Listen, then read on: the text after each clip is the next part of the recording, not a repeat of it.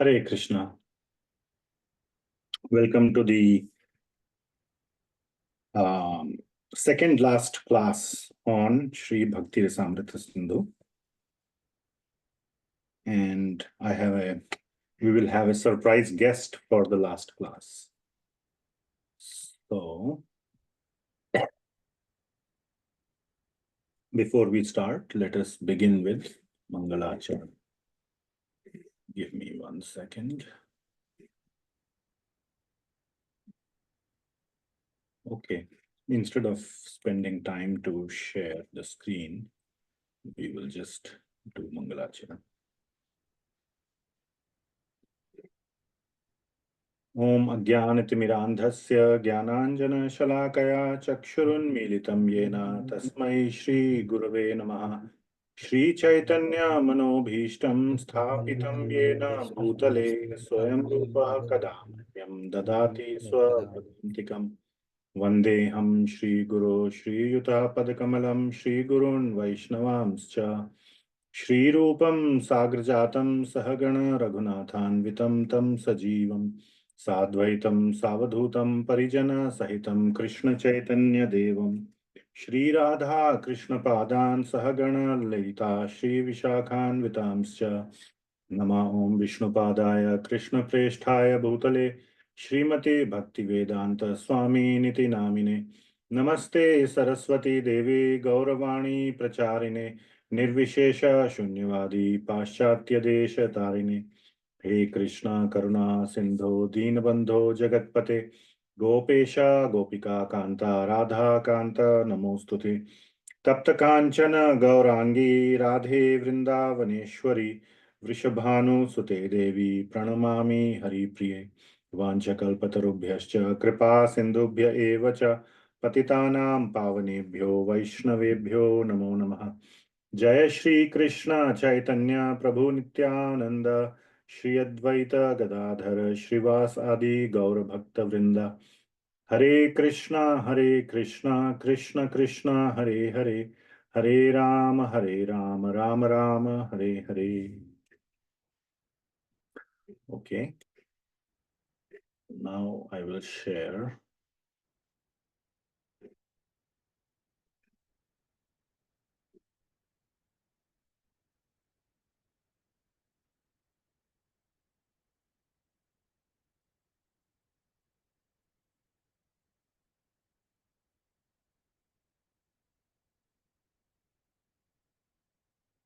Okay, I hope you can see.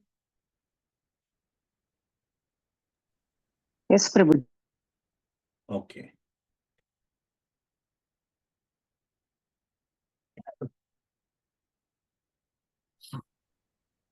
So, welcome to the second last class of Śrī Bhakti-rasāmṛta-sindhuḥ. So, we will go over most of the material on Prema Bhakti today, and then we will close it out with a grand finale next Saturday evening. I'll announce about that towards the end. So next class on Saturday, next Saturday, which is 6th July, will be at a special time. So please make a note of the time. It will be at 6:30 p.m. Pacific time. So please make note of that. And I will make an announcement towards the end as well. So welcome to Śrī Bhakti-rasāmṛta-sindhuḥ class by Bhakti-rasāmṛta-sindhuḥ by Sri Rupa Gosvami, and Nectar of Devotion, English summary study by His Divine Grace, Abhay Charanarvind Bhakti Vedanta Swami Srila Prabhupada. Srila Prabhupada ki jai. So you can repeat after me. Krishna Kirtana Gana Nartana Paro Premamritambo Nidhi. Krishna Kirtana Gana Nartana Parau Premamritambo Nidhi. Dhira Dhira Jana Priyo Priyakaro Nirmatsaro Pujito. Dhira Dhira Jana Priyo Priyakaro Nirmatsaro Pujita Shri Chaitanya Kripa Bharao Bhuvi Bhuvo Bharavahantarako Shri Chaitanya Kripa Bharao Bhuvi Bhuvo Bharavahantarako Rupa Sanatana Raghujugo Shri Jiva Gopalako Vande Rupa Sanatana Raghuyuga Shri Jiva Gopalaka Shastra Vicharanaika Nipuno Sadharma Samsthapako Nana Shastra Vicharanaika Nipuna Sadharma Samsthapaka Lokanam Hitakarino Tribhuvane Manyo Sharanyakaro Lokanam Hitakarino Tribhuvane Manyo Sharanyakara Padaravinda Bhajana Nandena Mattaliko Radha Krishna Padavinda Bhajana Nande Namastaliko Rupa Sanatano Raghujugo Shri Jiva Gopalako Vande Rupa Sanatana Raghuyo Shri Jiva Gopaliko. Okay, let us go through the memorization verses. Anyabhilashita shunyam Anyabhilashita Shunyam Jnani Karmadhyanavratam Adhyanavrtam Anukulena Krishnanu Sheelanam Bhakti Sarvopadhi vinirmuktam Sarvopadi Vinirmuktam Paratvena nirmalam Tatparatvena Nirmalam Ikena Rishikesha Rishikena Rishikesha Sevanam Bhaktiruchyate Sevanam Bhaktir Uchyate Shri Krishna Namadi Atha Shri Krishna Namadi Bhavid Grahyamindriyai Nabhavigrahyam Evonmukhe hi jivhado Devonmukhe Jivado Svayameva Suratyadaha Swayameva Suratya Adaḥ Anasaktasya Vishayan Anasaktasya Vishayan Dharham Upayunjataha Yathārham Upayunjataḥ Gandhaha Krishna Sambandhe Nirbandha Krishna Sambandhe Yuktam Vairagyamuchyate. Yuktam Vairagyamuchyate. Now we will start today's topics.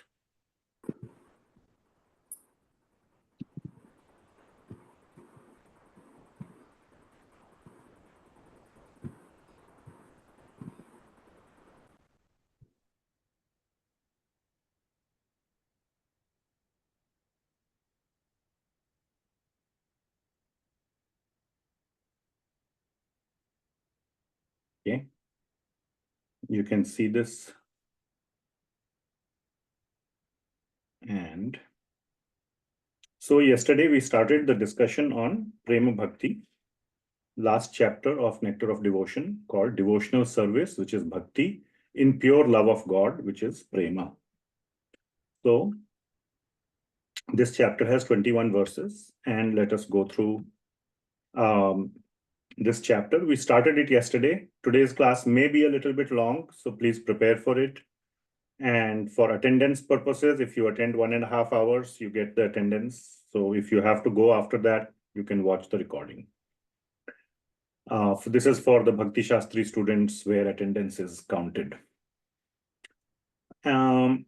So yesterday we discussed some of these points, and I would just want to go over it again, that there are 3 stages of bhakti we discussed so far, or this is the 3rd stage, which is Prema Bhakti. First 2 were Sadhana Bhakti and Bhava Bhakti. So Prema and Bhava are both sadhya. They are the ones to be attained.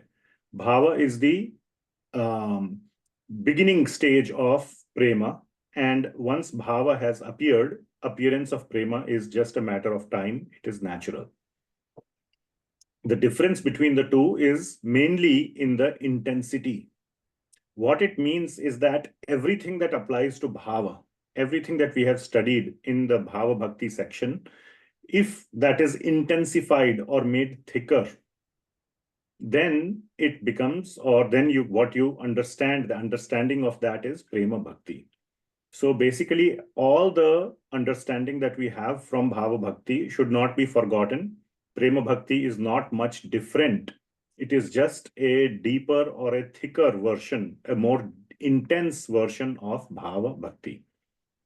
Okay, so like we studied the 9 different characteristics of a Bhava Bhakta. A Prema Bhakta demonstrates those characteristics at a more intense level. So today we will see several examples of that, but all of that understanding needs to be retained and applies to Prema Bhakti as well. So that is the main point to be remembered. And there are certain other characteristics or certain other things that will emerge. One of the things that will emerge that you will see in Prema Bhakti is madness. So, or some sort of transcendental pramad, that, or madness, that one loses control over himself. And the second thing is becomes completely oblivious to the rest of the world. For him or her, the world ceases to exist. One does not care. Not only one does not care, one is not even aware of its existence. So these are some of the transformations that occur, but we will go through those as we go along. One key, so that is the main lakshana, the thickness, the thickening or the intensity is the main lakshana. But a very key concept to enable that thickening, the one that enables the thickening is Mamatva. We discussed this also yesterday, or we can call it my-ness or possessiveness. So that extreme possessiveness for Krishna. So in Bhava Bhakti, one can say that Krishna, I am yours fully. But then it means that if I am belonging to Krishna, so to say, Krishna needs to take care of the Bhakta. In Prema, that transforms into saying, Krishna, you are mine. And so I will take care of you. It is my duty to take care of you. Whereas in the previous case, it is like, I am yours. I am doing Atma Nivedanam. I am completely surrendering to you. You are now my master, or whatever, you take care of me. I am yours. Here, one takes upon himself or herself to take care, or basically to care for Krishna in various moods, as a servant, as a dasya, sakhya, etc. So that is one of the key ways to understand.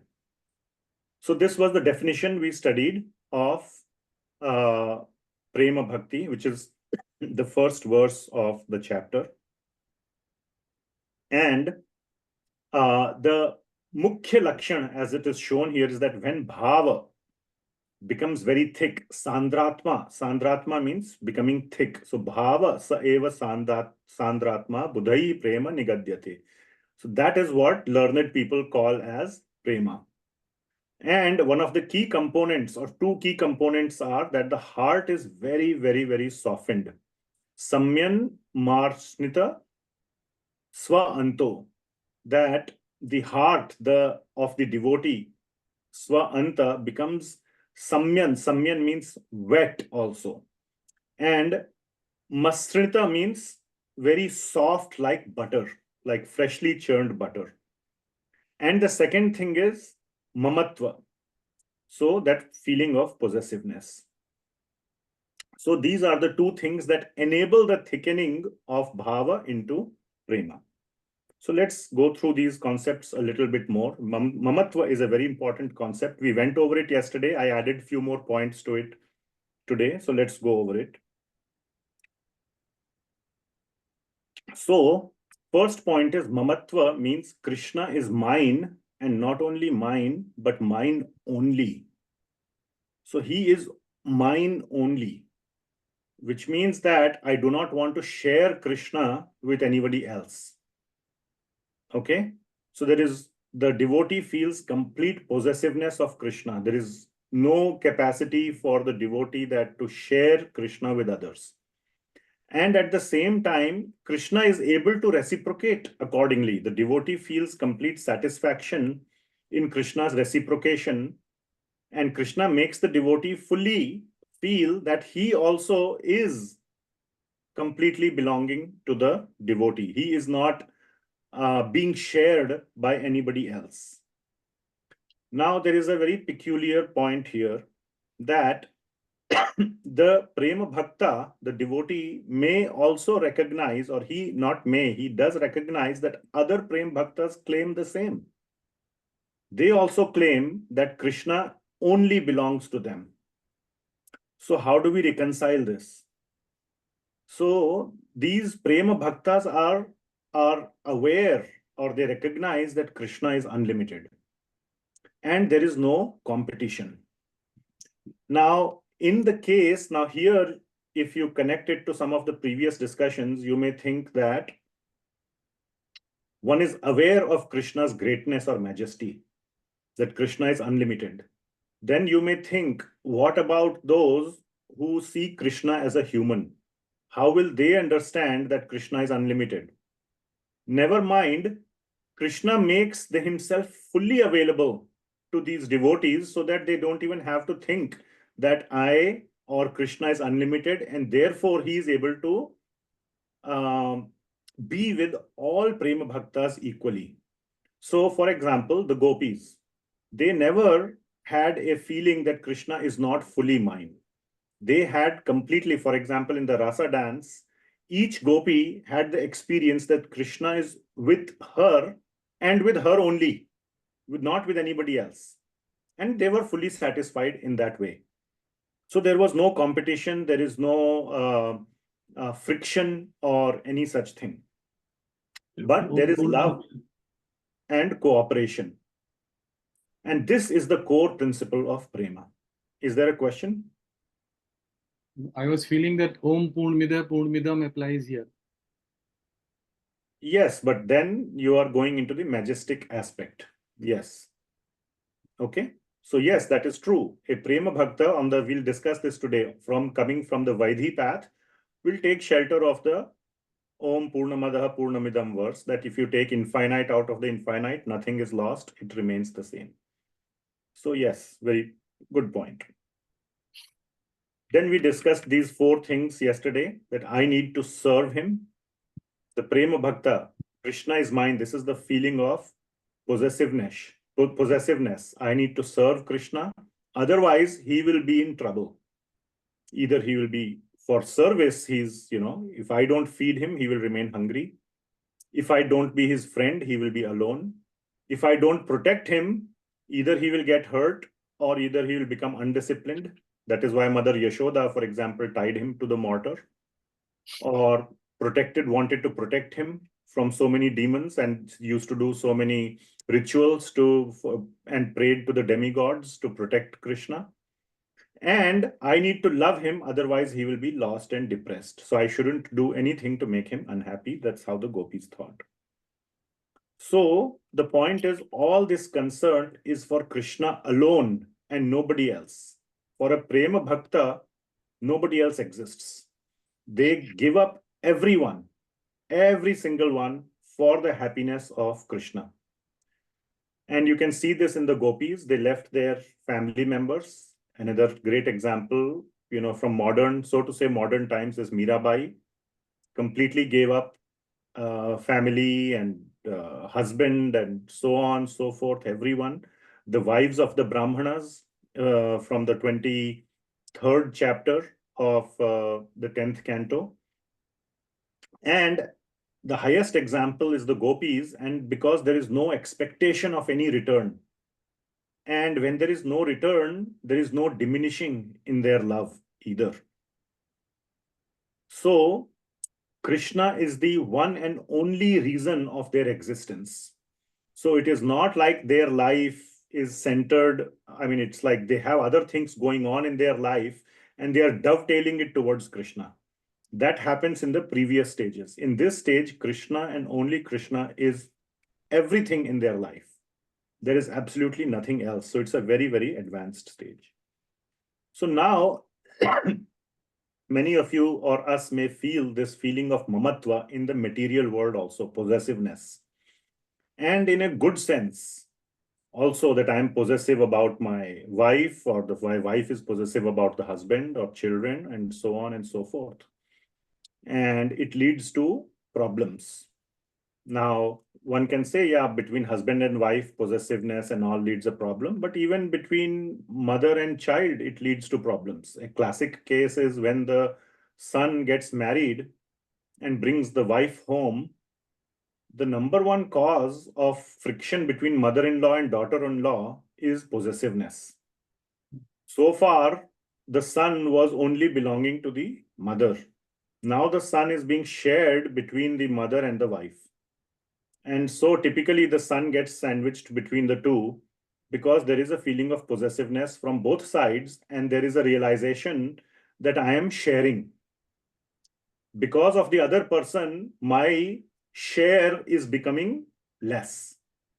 I am having to give up my share or a portion of my share, and that is not acceptable.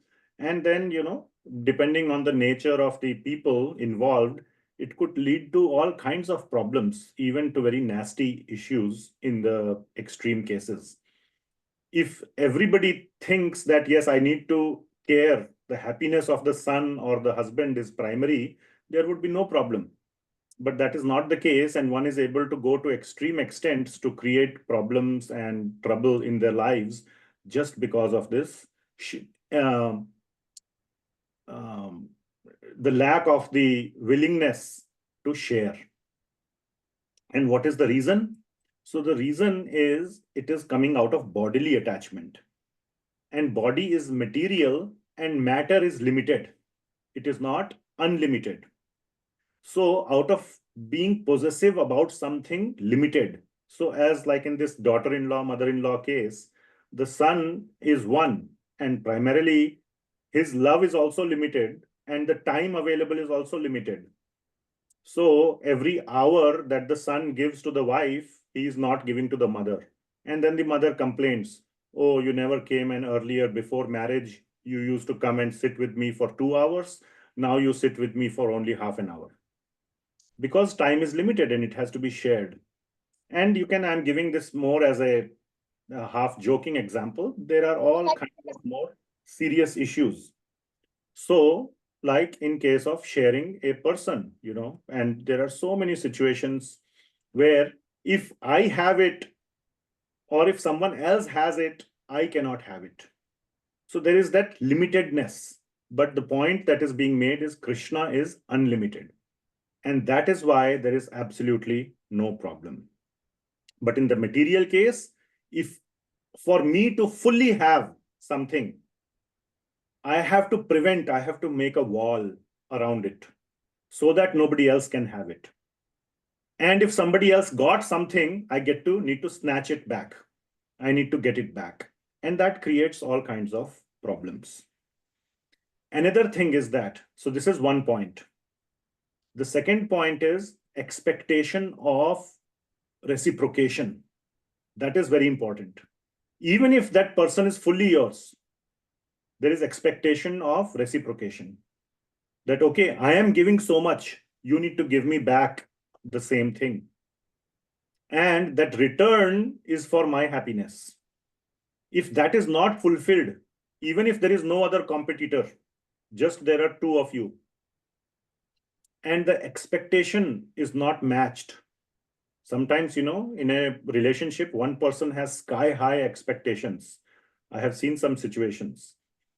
And, it's just impossible to fulfill those expectations.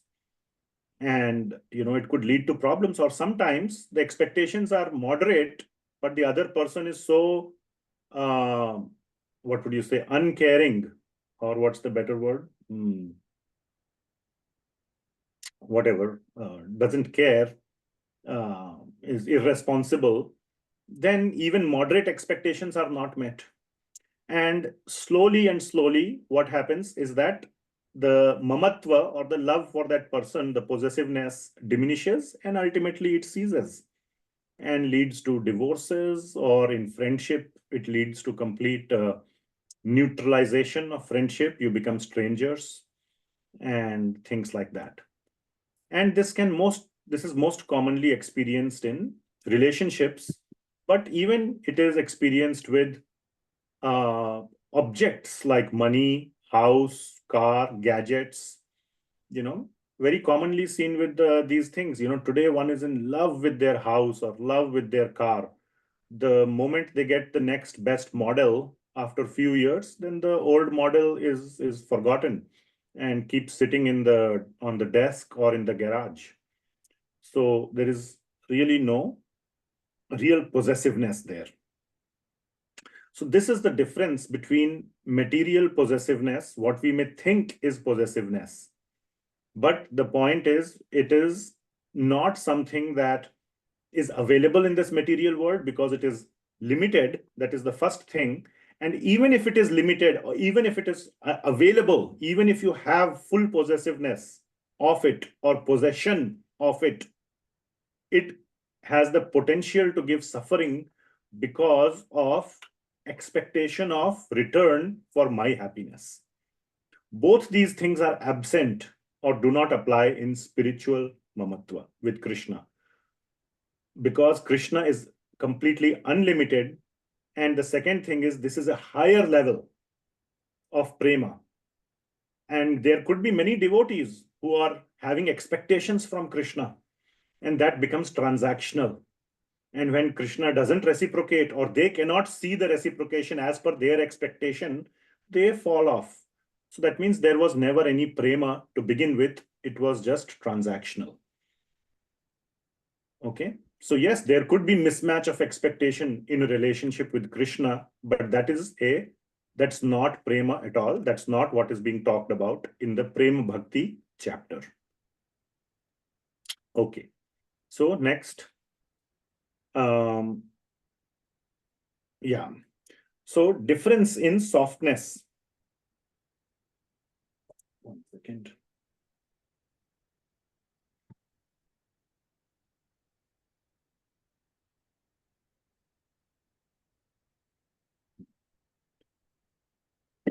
So we had studied that bhava is also soft.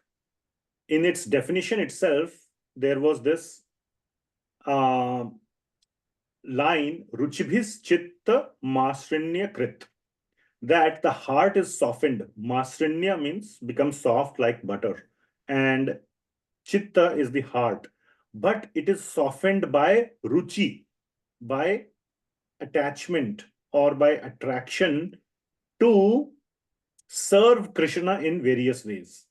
I want to, that's because it has come from the sadhana bhakti stage, there is that attachment to Krishna, but attachment to serve Krishna in various ways. Whereas in prema, that attachment or that softening, that attachment is obviously there, but the more softening, the extreme softening has occurred due to mamatva. And this softening is far greater than the softening in bhava. It has already softened in bhava, it softens even more at the prema level and leads to a state of maddening. One becomes in a maddened state, like possessive state. You can even call it, so, absolutely nothing else matters. Now, one focused, when nothing else matters, like preparing for a competitive exam. It's not even like that, oh, I have to prepare for this competitive exam, or, I have to win this game, or I am doing my practice 8 hours, 10 hours, 12 hours, but you still sleep properly, you eat properly, you know that you have a focus, you care for other things to attain the goal. That is also called one-pointedness. But here you lose complete control over everything else. An example could be like a mother who has lost the child in a big crowd, and it's impossible to control the mother. She's not even trying to find the child. She has just gone crazy. Other people are trying to find the child, and she's just acting like a complete crazy person, like a mad person. And the only thing that will satisfy her is to be reunited with the child. So there can be some sense, or one can understand a little bit, what is this craziness? It is almost like a spiritual rajas, or even a spiritual tamas. In material sense, we can understand rajas and tamas, that passion to obtain something, or even to the extent of going crazy, like a drug addict acts in a completely mad way. But here one is so addicted to Krishna, the symptoms may seem similar, that one has gone crazy. Nothing else, absolutely nothing else matters to this person. So that is, I'm just trying to portray that it is an extremely high level of bhakti. It is not something that we get to see in daily life or, frequently. Okay, now we will do a little bit of a technical discussion for sake of completeness. I want to quickly go through this so that I feel satisfied that I have done justice to the wonderful commentaries by our acharyas. This is a technical topic, and bear with me. So the point being made here, please, for those that are interested, please listen carefully, and it's not hard. You can easily understand. Bhava leads to prema, correct? So it can be argued that bhava is the cause of prema, isn't it? From sadhan bhakti to bhava to prema. So bhava is the cause. And when the cause becomes the result or the effect, then the cause is gone. It is no longer there. Just like yogurt and milk. You start with milk and you get yogurt. Correct? When there is yogurt, there is no more milk. So even though the milk was the cause of yogurt, once you have the effect or the result, the cause or the initial ingredient is gone. So the problem here is that in this argument is that if bhava is the cause and prema is the effect, then when one reaches the stage of prema, there is no more bhava. One can argue like this. But we know that the presence of various bhavas exist even at the prema level.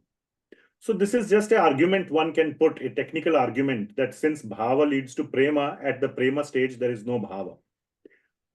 And this is refuted, or the solution is that this is not a material discussion. That cause and effect discussion is at a material level. Milk and yogurt are material objects. And in the material situation, once you get the effect, the cause is disappeared or it transforms into the effect. But in the spiritual case, even at the stage of prema, all of the bhava remains. Therefore, it is possible to have so many different bhavas. And we will, if you read further in Bhakti-rasāmṛta-sindhuḥ, there are all these bhavas that are present at the highest levels of prema. So bhava is present even though one has attained the stage of prema. That is what was the point to be explained. And the answer is that because it is spiritual, this argument, this material argument of cause and effect does not apply. Just a very good example also is given that when Krishna's body transforms from a balya to pauganda. So Krishna did balya lila, like killing of Putana or Shakatasur demon, Trinavrat. They were known as the balya lila. And then there were some of the pauganda lila, like killing some of the demons. So, or like the Damodar lila is a paugandya lila when Krishna was a toddler. So it is said that the pauganda body of Krishna includes the Balya body. So Krishna expands himself so that at any time, Krishna's Balya Leela is also going on, Pauganda Leela, all Leelas of Krishna are going on at all times. And one of the ways, not the only way, one of the way to explain that is that in some kalpa of Brahma or in some universe, within the so many universes, each having their own Brahma, some pastime of the Krishna or all pastimes are going on somewhere. So there is complete simultaneous presence of Krishna's pastimes everywhere. So just like the sun is always rising in some continent or some country, always on the earth, Krishna is present fully at all times and all places. And similarly, all bhavas are present even at the highest stages of prema. So that is the point being made. All right. Now, coming back to Prema Bhakti. Are there any questions? I see some chat messages. Let me see.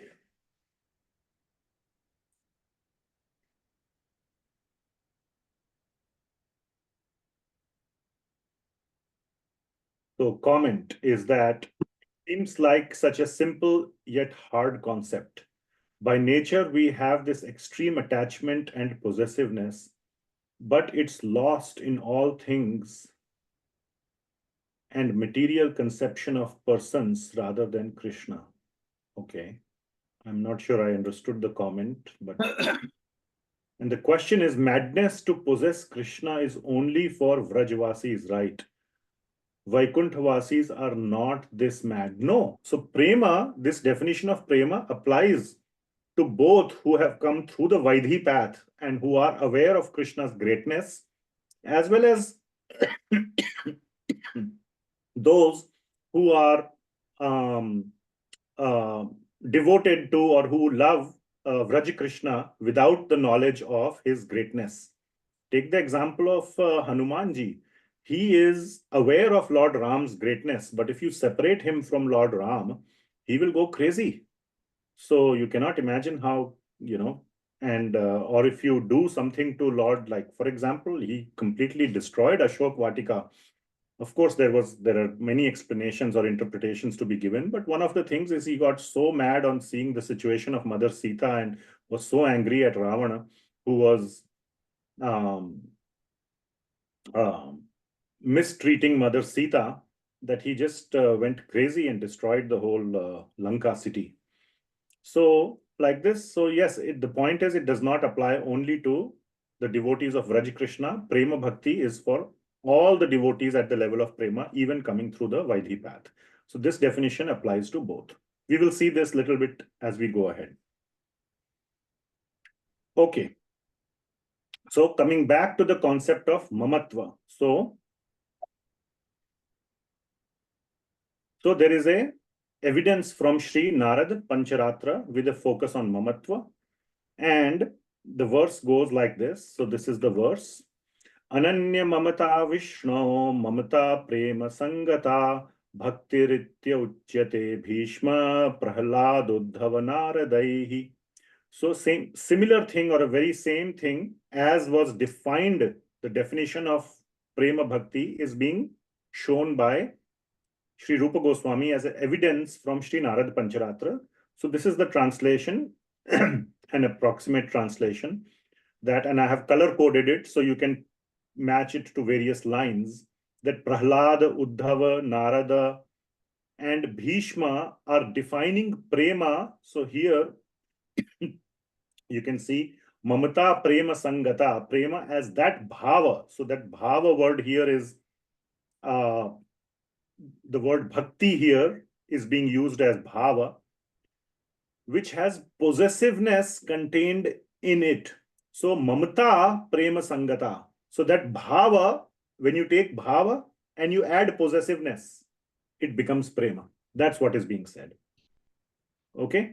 So there is bhava and there is mamta if added to it. And what kind of mamta? Ananya mamta. And as you can see, it is in this verse from Narad Pancharatra, right here is the answer to your question, Sai Prabhu, towards Lord Vishnu. So this can be even to Lord Vishnu, not just Vraj Krishna. Okay. So there are many, many devotees of Lord Vishnu with this ananya mamata, and they would meet the definition of prema bhakti. Okay. And you will see many, many examples. There are examples coming up later. Okay. For example, like Gajendra. Gajendra has prema bhakti for Lord Vishnu, and he's an example of a premi bhakta. So it's directly towards Lord Vishnu. And many other examples are there. Hanumanji is an example.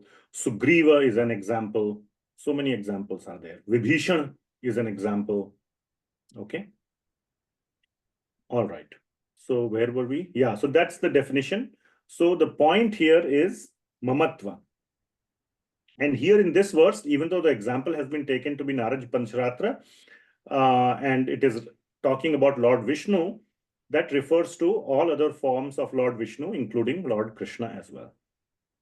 Okay. So let us focus on this Ananya aspect of the Mamta. Okay, so we have discussed Mamta, but this is such an important concept that I want to continue to hammer on it. Okay, and this time we will hammer on it from the standpoint of Bhagavad Gita. So many of you have read Bhagavad Gita, and there are so many places in Bhagavad Gita where Lord Krishna talks about Ananya Bhakti, Ananyas Chintayanto Mam. So Ananya is the concept I want to focus on, which is that Mamatva is there, but mine only, or that Ananya Bhakti aspect is really what I'm talking about. That Mamatva was not very clearly brought out in Bhagavad Gita, but Ananya Bhakti was definitely brought out in Bhagavad Gita. But Lord Krishna did not explain why is he talking about this Ananya Bhakti. And that is more clarified here, that this Mamatva comes at the very highest stage of Prema. Till the bhava stage, there was no talk of Mamatva. So now you understand after Bhakti-rasāmṛta-sindhuḥ how important a concept Mamatva is. But one of the points within Mamatva is Ananyata. And that had been explained in Bhagavad Gita. And that is why Lord Krishna also denounces demigod worship, not because he has anything against the demigods, but the primary thing is that if one is worshipping the demigods and reading Bhagavad Gita, where Krishna is saying surrender to me or do my bhakti, at few places he says Ananya Bhakti, but one can think, okay, I will do bhakti of Krishna and I will do bhakti of some demigods. That harms or that interferes with the Ananya Mamatva concept. And to attain the highest goal, that Ananyata is very important. So when there is no Ananya, that means it is divided. Ananya means undivided.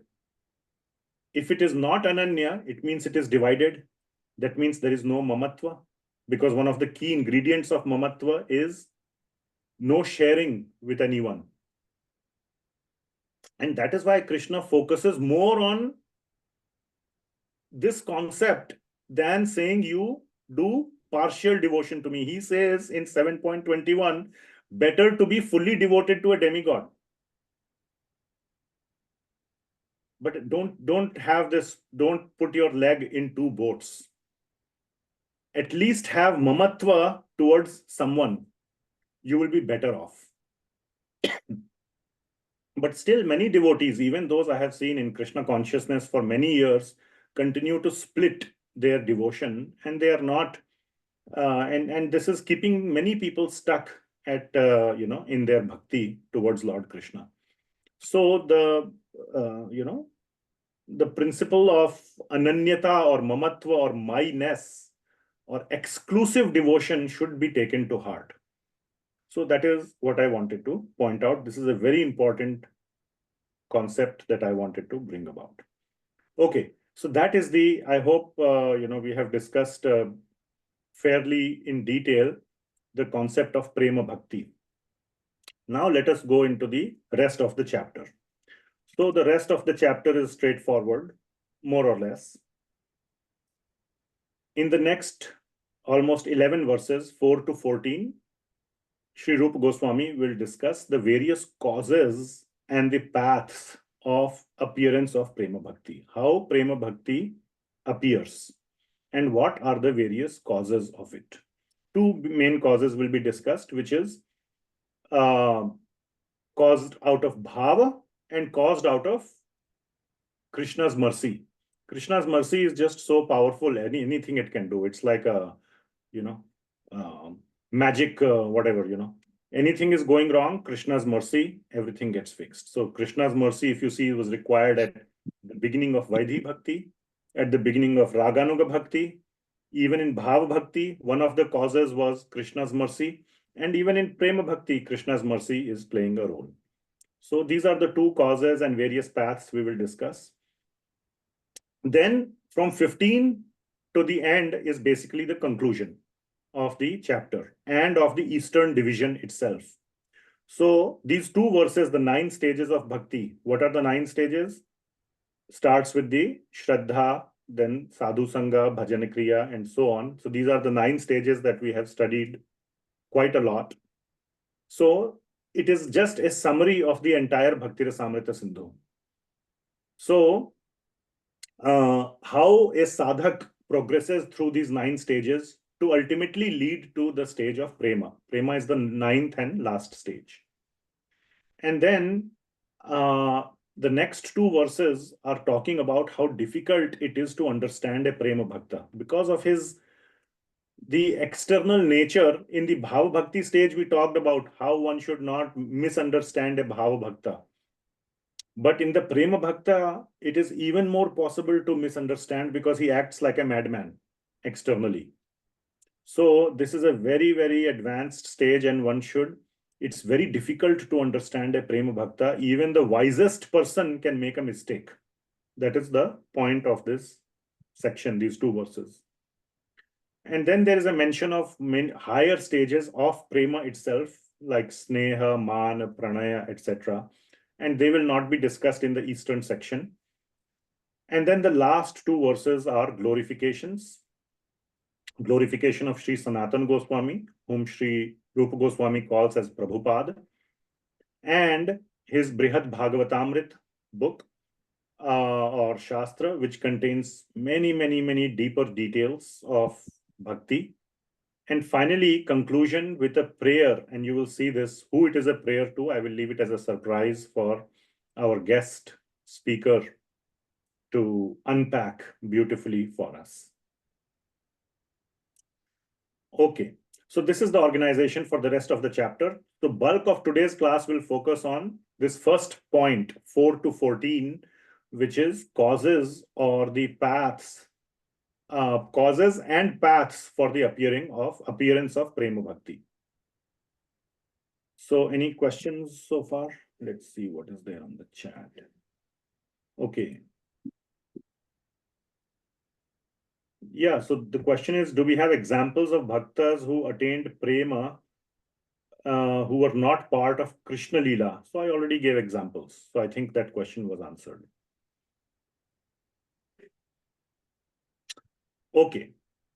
So again, I will list down all these verses from 4 to 14. So as you can see in the brackets here, all the numbers are there from 4 to 14.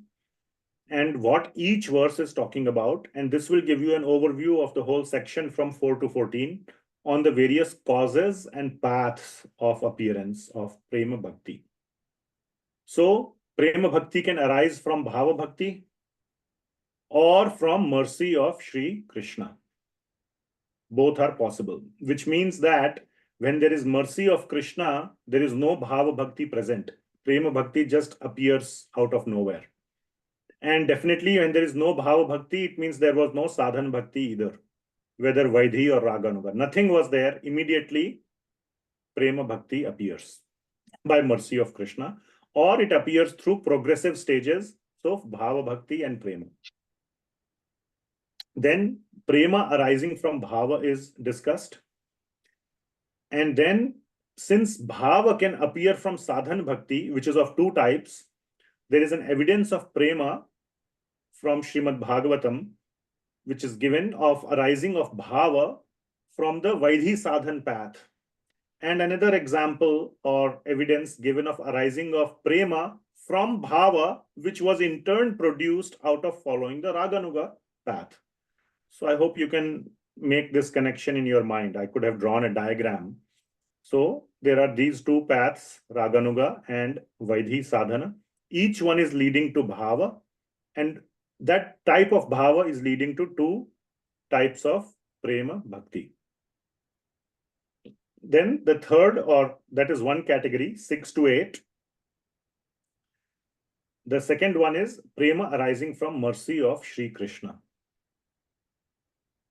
And there is an evidence given for it in the 10th verse. So this whole thing is providing two causes of appearance of prema, from bhava or from mercy, or it's known as prasad, not really kripa, but prasad of Krishna. Then a whole different topic is discussed, which is prema is of two types. Prema arising from the Mahatmya Jnana Yukta, which means you are equipped, Yukta, of the Mahatmya Jnana, which means of the majesty or greatness of God. I'm using the word God because this prema can be towards Vishnu, towards Lord Ram, towards Krishna, and so on. But it is with Mahatmya Gyan, or the knowledge of the greatness, or the knowledge of the majesty. And the second one is called Kevala. Another name is Madhurya, where one has attained prema with no knowledge of Mahatmya, only out of the sweetness of Krishna. And I'm not saying knowledge of sweetness, but one should say experience of the sweetness. There's no knowledge of sweetness. You cannot have, it's meaningless to say knowledge of sweetness. Sweetness can only be experienced. And there are two evidences or further explanations of it, both from Sri Narad Pancharatra, explaining this more. And finally, this 14th verse connects these two different points, that prema attained by those following the Vaidhi Marga of bhava, appearance of bhava, and then prema, are the ones who are predominantly aware of the majesty of Krishna. And those who have been following the Raganuga path as defined by Sri Rupa Goswami, that will be exclusively for Vraj Krishna, by the way, and that leads to this other kind of prema, which is known as Kevala prema, or prema out of the sweetness of Krishna, out of the experience of sweetness of Sri Krishna. So there, that whole thing, kind of those two correlations are shown. Okay, so I hope all this was making sense. Okay. So my wife is asking what is a karika that I have written in bracket. So yeah, nice thing you pointed it out.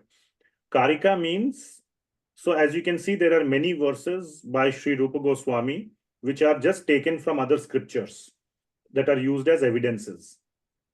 Karika means a verse which is composed by Sri Rupa Goswami himself, and in a verse format. At some places he may just use a prose, but a verse which is composed by Sri Rupa Goswami to explain typically some concept, that is known as a karika. Okay, so just to differentiate between composition by Rupa Goswami for the reason of explaining a concept versus a verse that is taken from some other scripture as a evidence. Okay, so the next one is the two causes of arising of prema. What were the two causes? From bhava and from prasada of Shri Hari. So these are the two causes of arising of prema. Okay. So just like bhava can arise from sadhana bhakti or by mercy of Krishna, or by mercy of a pure devotee of Krishna, that was mentioned in bhava stage. Not just Krishna, but a mercy of a devotee of Krishna also was mentioned. Prema can arise by mercy of Krishna. Now, mercy of a devotee of Krishna is not mentioned. Okay? But it is mentioned also in the sense that mercy of Krishna is obtained by association with devotees. So you associate with devotees and you get Krishna's mercy. And one of the evidences later on, it is given that when one associates with devotees of Krishna, that's what is said, Krishna is personally sitting there among the devotees. He is also sitting, because wherever devotees are, Krishna is there. And you get his mercy. Okay? So the point is that two things. First of all, don't worry about getting Krishna's direct mercy. I don't know about you all, but we are talking about Prema Bhakta stage here, for which first Bhava Bhakta needs to happen. I am, infinitely far away from that. So there's no point in worrying about it. Let us try to get the association of pure devotees. That itself is good enough.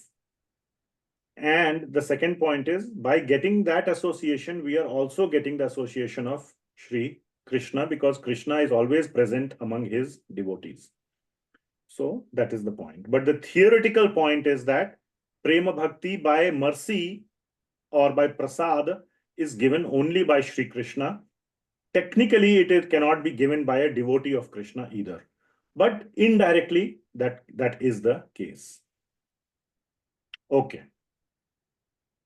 And there is this whole point, the entire chapter of Srimad Bhagavatam, 11th canto, 12th chapter, is showing the supreme power of satsanga.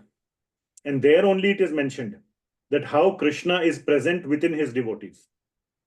So that 11th canto, 12th chapter is explaining the power of satsanga. Okay. So, having discussed the two causes of Prema Bhakti, which is through bhava in progression or simply by Krishna's mercy, let us first discuss Prema appearing from bhava. So this verse is there, and this is the rough translation, again with some color coding.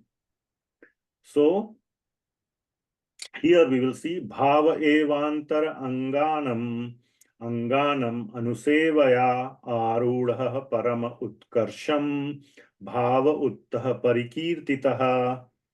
So you will see a little change in number 2134. So the way I have constructed the sentence is in that sequence, that anganam anusevaya. So by anuseva means continuous, like anushilanam, continuous, unbroken, by continual service of the anganam, of the angas, of the limbs of what? Bhava evantara anganam, the limbs of bhava bhakti. And bhava bhakti is basically performed in the heart, as you know. So when one performs this bhava bhakti continuously, then arudha parama utkarsham, that this very thick and very excellent topmost parama form of prema arises. Arudha parama utkarsham bhava uttah parikirtitah. This is glorified as that kind of bhava which has become arudha. So the word prema is not there, but that arudha bhava, if you connect those two, or the arudha form, arudha means the thick form of bhava, which is called prema, which is the topmost utkarsham, it arises, is glorified as that kind of bhava is being glorified here. Uttah parikirtitihi, which comes up, is being glorified. Parikirti. Kirti means being glorified. So what are the limbs of bhava? So we have studied the 9 characteristics of bhava. So, Nama Gane Sada Ruchihi, Tad Guna Akyanam Asaktihi, and so many others. When those are performed continuously and very deeply, then that is known as Prema. And also all the limbs of sadhana bhakti. Now, if you remember in the Raganuga Bhakti case, now 64 limbs of bhakti, don't think they are limbs of Vaidhi Bhakti. There were 3 key verses of Raganuga Bhakti, 294, 295, 296. 296 verse says that almost all of the limbs of Vaidhi Bhakti apply to Raganuga Bhakti. Just that they need to be aligned with your Raganuga Bhakti or your meditation or your smaran in the mind. So the limbs of Vaidhi Bhakti are not limited to Vaidhi only. They are applicable to Raganuga Bhakti, Raganuga Sadhana Bhakti, Bhava Bhakti, as well as Prema Bhakti. Look at Mirabai. She was always singing the names of Krishna, Namagane Sada Ruchihi. So it is, but she was not doing it as a sadhan, as a practice. She was doing it naturally. If you hold her tongue and try to stop her from singing, even then she would not stop. It is just natural. It comes out of her tongue naturally. So it is not a practice. It is a part of her existence. But the external action is still the same. Namagane Sadaruchihi, and so on. Okay. Then there is evidence of prema arising from bhava. I haven't quoted the verse, but just the translation. But still, it is very nice. And this is from the 11th canto, 2nd chapter. And I have pulled out various portions of the verse of the Sanskrit. So having performed his vows, it starts with, and the verse says, Evam vrataha. So when there is a vrata, it indicates Vaidhi Bhakti. In Raganuga Bhakti, there is no vrata. There is just a natural raga or an attachment to obtain the mood of a Vrajavasi. And that's how, or that's the reason why one does whatever he is doing. But when one is taking a vrata, I will do it. That means there is no inherent inclination to do it. You are putting a artificial constraint on yourself. I give my word, vachan. So you are putting your pride at stake that I will do it. That is a vow. So it means that there is lack of that inherent attachment. So it makes it Vaidhi. So having performed his vows, evam vrataha, according to Vaidhi Bhakti, chanting the name, the holy name, Nama Kirtaya, of his beloved Lord, Swapriya. That means that chanting of the name is happening out of love. It is not mechanical. Okay, otherwise it cannot reach the level of Prema Bhakti. So this is Prema, that means Swapriya, my beloved Lord. There is a possessiveness also. He develops great attachment, Jata Anuraga. Now this could be, or this, if since it is being applied to Vaidhi Bhakti, a way to also understand is to my great Lord. According to Vaidhi, chanting the holy name of his beloved great Lord, or my beloved majestic Lord. That would be the way to understand. He develops great attachment, Jata Anurag. His heart melts, Druta Chitta. Chitta becomes melt, or it softens with ecstatic loves.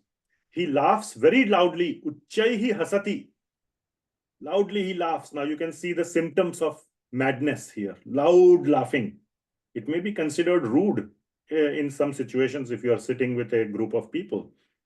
Or cries, rodati, or shouts, or yells, not shout at someone, but just yells. There's a difference between loudly laughing and loudly yelling. Somebody will say he has gone mad, you know. If you go to downtown Portland, you're, go walking and somebody is just shouting at nobody. You look around and he's just shouting at nobody. So you call him a mad person, but, a Prema Bhakta may also look like that. Sometimes he sings Gayati and dances Nrityati like a madman. Unmadavat. Unmad means like a mad, and this unmada is used typically with a mad elephant. Mada hasta, like a mad elephant, unmadavat. Why? Because he's indifferent to public opinion. Not that he even sees the public. He's not even aware that the public exists. So this is the situation of a Prema Bhakta. But the arising of this Prema has appeared because of his past performing of the Vrata. So through Vaidhi Bhakti, he has advanced through the stage of Bhava and is now at the stage of Prema. Very nice verse which is connecting all these points. Are you following? Hopefully. So please understand this vows and all is only at the initial stage. At the Bhava stage, it's not something that you have to take a vow. Okay, now it becomes natural. So it's not mechanical, it's not enforced on you or self-imposed. It is coming out of it has become your nature.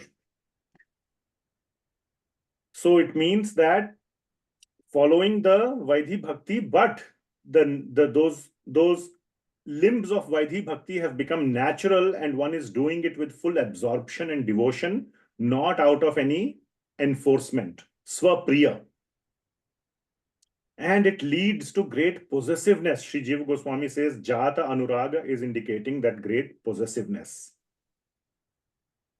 But this is towards the magnificent Lord Krishna or some other form of the Lord.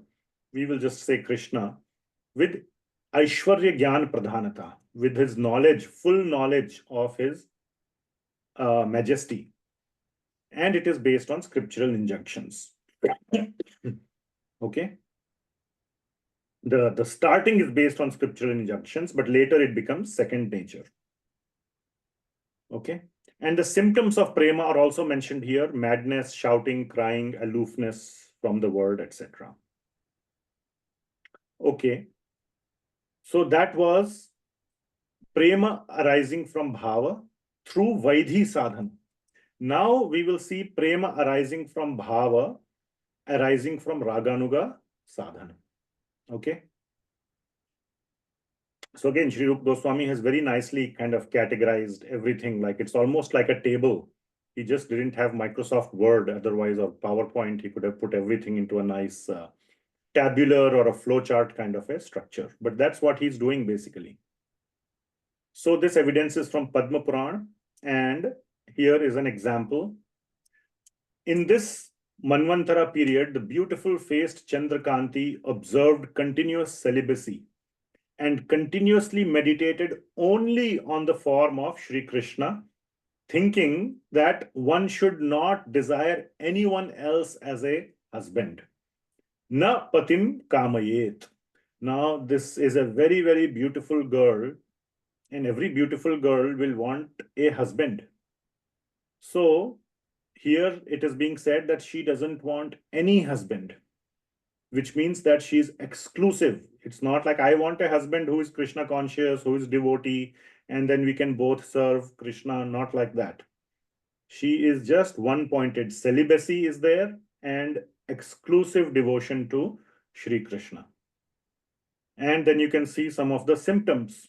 She sang songs about him with hairs standing on end, and she developed complete affection for Krishna by hearing stories about Krishna. So there is no Vaidhi here. Hearing stories about Krishna is a natural, is indicating a natural interest in Sri Krishna. This is not like a Shravanam of Vaidhi Bhakti. Every day my Guru Maharaj has said 1 hour I have to study Bhagavatam. So many people say, oh, my Guru Maharaj said half an hour study Bhagavatam. 5 minutes later I feel sleepy. But I have to do because my Guru Maharaj has said. So that is Vaidhi. Here, when it says hearing stories about Krishna, it is naturally interesting for her. So again, the activity may be the same, Shravanam, but the motivation is the interest, the natural attachment, rather than enforcement by some superior authority. So, some of the points here are na patim kamayet, that is showing ananyata to Krishna. extreme possessiveness, Mamatva for Krishna, nobody else.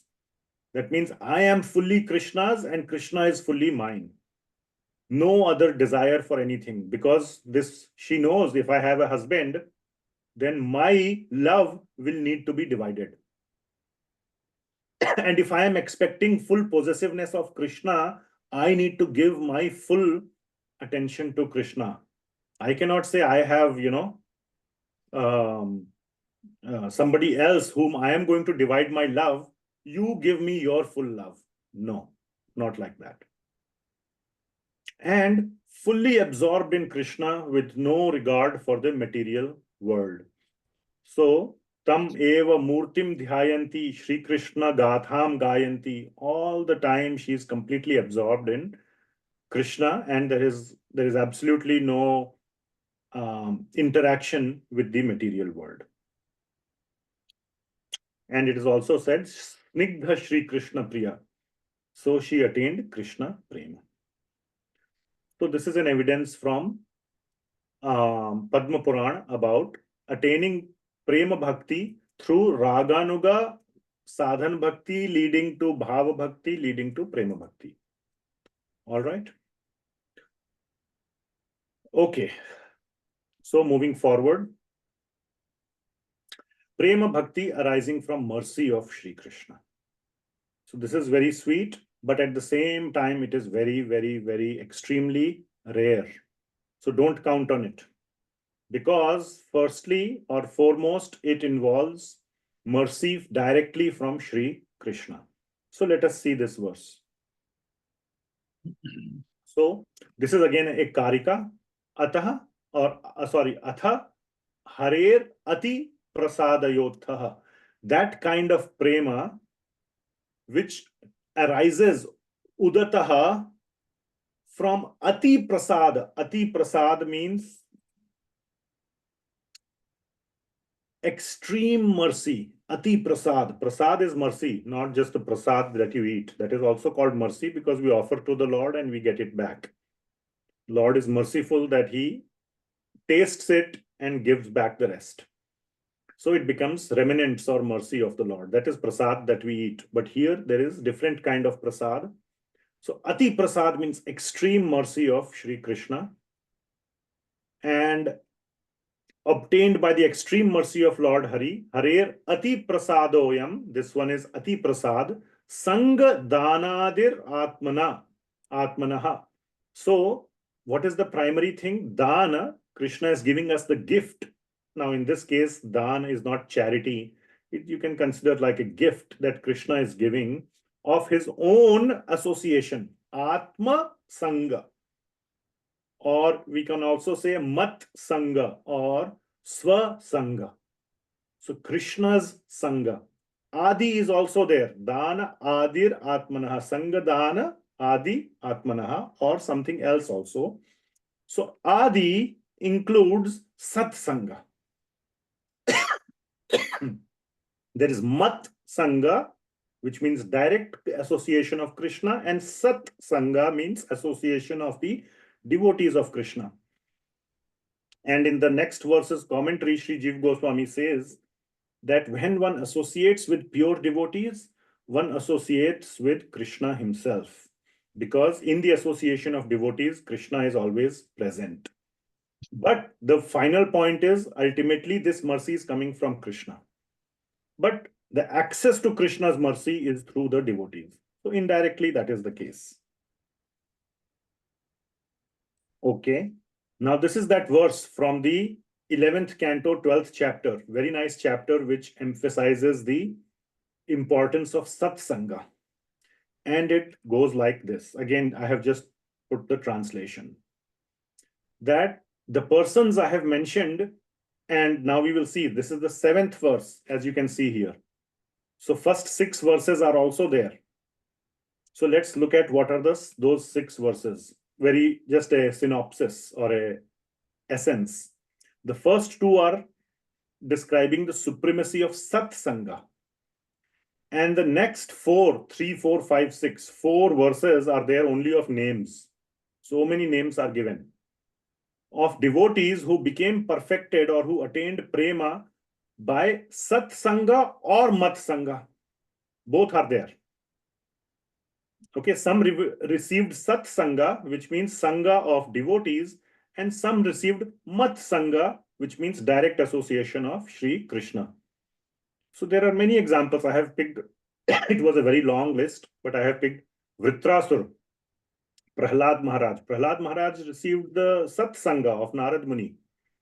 Bali Maharaj received Mat Sangha. He received directly Sangha of Vaman Dev. Sugriva of Lord Ram, Hanumanji of Lord Ram, Jambavant, Gajendra, Jatayu, Kubja, and the wives of the Brahmanas.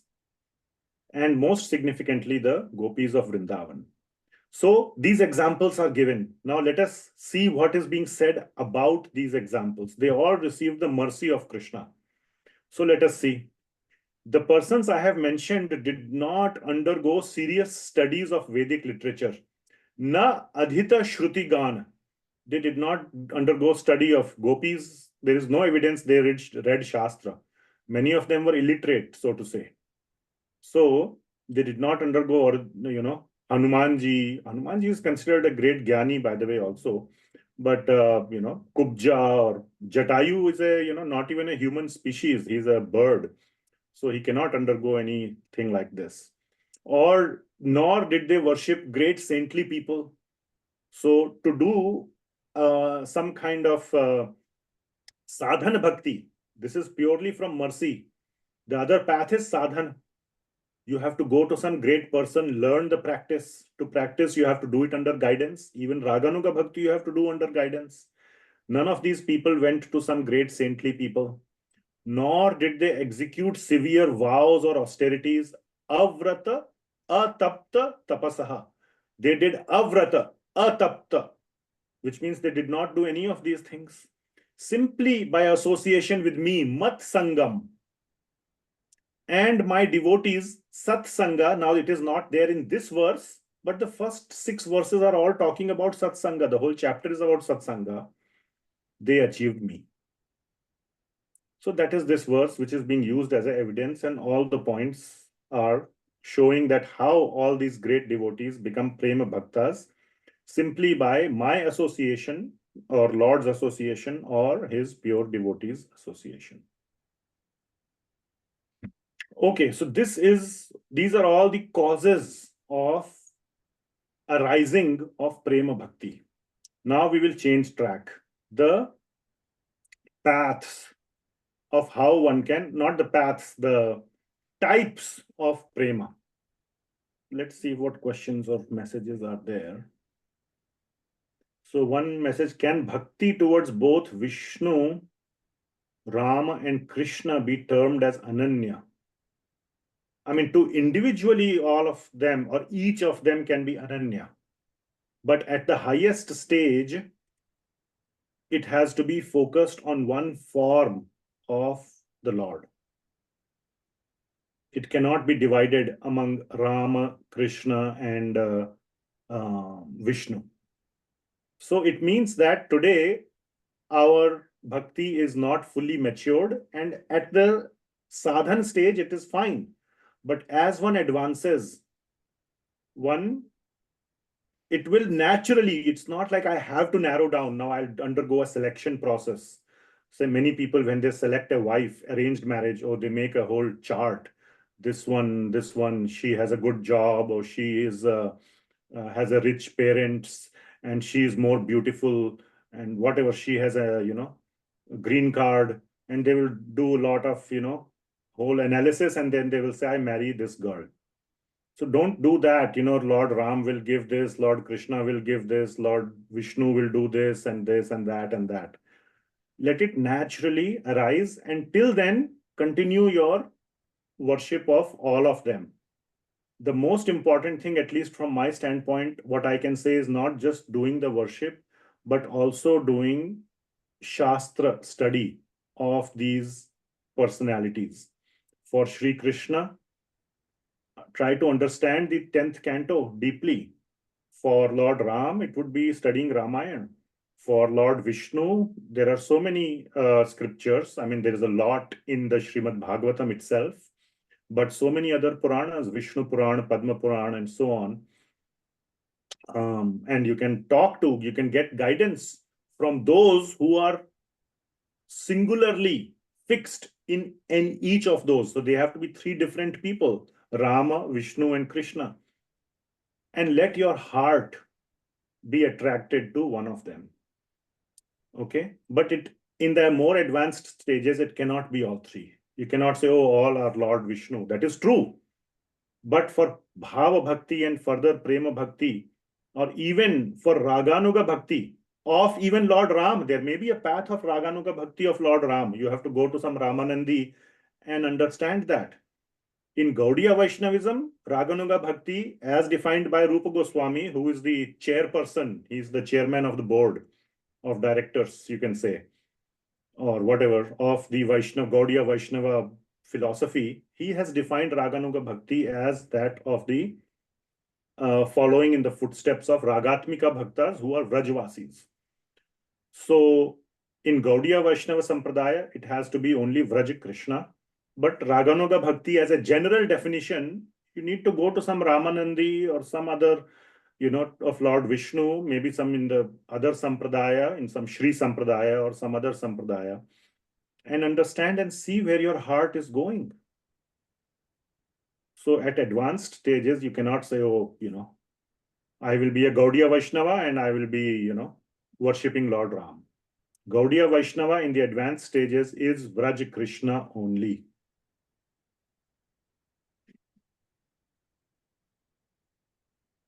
Okay. Next.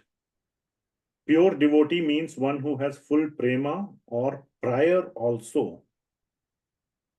So that depends on the advancement of the devotee. It has to be an advanced, for your level of advancement, sato vare, who is more advanced than you. So always learn from somebody who is more advanced. I'm saying this from a practical standpoint because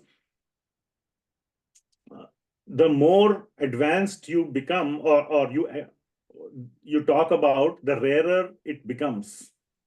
So it's very, very hard to find a prema bhakta, little bit more bhava bhakta easier.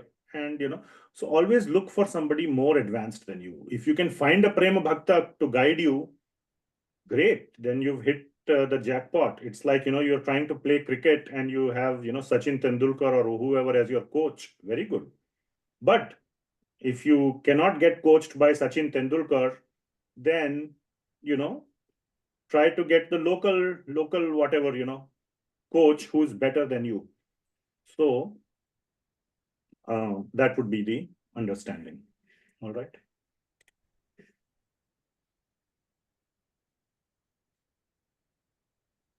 Okay. Now, two types of prema based on majesty and sweetness. And later on, then these paths will be converged. So I know there's a lot of material to cover today, so please hang tight. So this is Mahatmya Gyan Yuktas Cha Kevalas Cheti Sa Dvidham. So this is also a Karika. So prema is of two types. So earlier we discussed prema, the cause is two types, mercy and through bhava. Okay. Now two types of prema are being discussed separately and then they will be connected. One is that kind of prema which is endowed with the knowledge of Krishna's majesty predominantly, which means there is love for Krishna. It doesn't mean there is no love for Krishna. This is prema bhakta. So he has a lot of love, and he's aware of the sweetness also. He's aware of the sweetness. It doesn't mean that a prema bhakta who is Mahatma Jnana Yukta will have no attraction to the 10th canto of Srimad Bhagavatam. But in his heart, he's more attracted to the majestic Krishna. Or you can say to Dwaraka Krishna, the one who spoke Bhagavad Gita and Uddhav Gita and all that. Not the one who broke pots and, gave trouble to all the Vrajavasis. And Kevalascha, and the other one is endowed with no knowledge of Krishna's majesty. Now I'm being very clear about the no knowledge part. Only sweetness as a human. If any majesty even comes up, now majesty comes up, how did Krishna lift Govardhan Hill? Who can lift Govardhan Hill? You will see a whole discussion among Vrajavasis to rationalize it and minimize it. Maybe at that moment, Lord Narayana put special powers into Krishna. That's why he was able to lift. He did not lift. Narayana entered into him. Or some kind of rationalization they will do, and they will say, yeah, my Krishna cannot be God.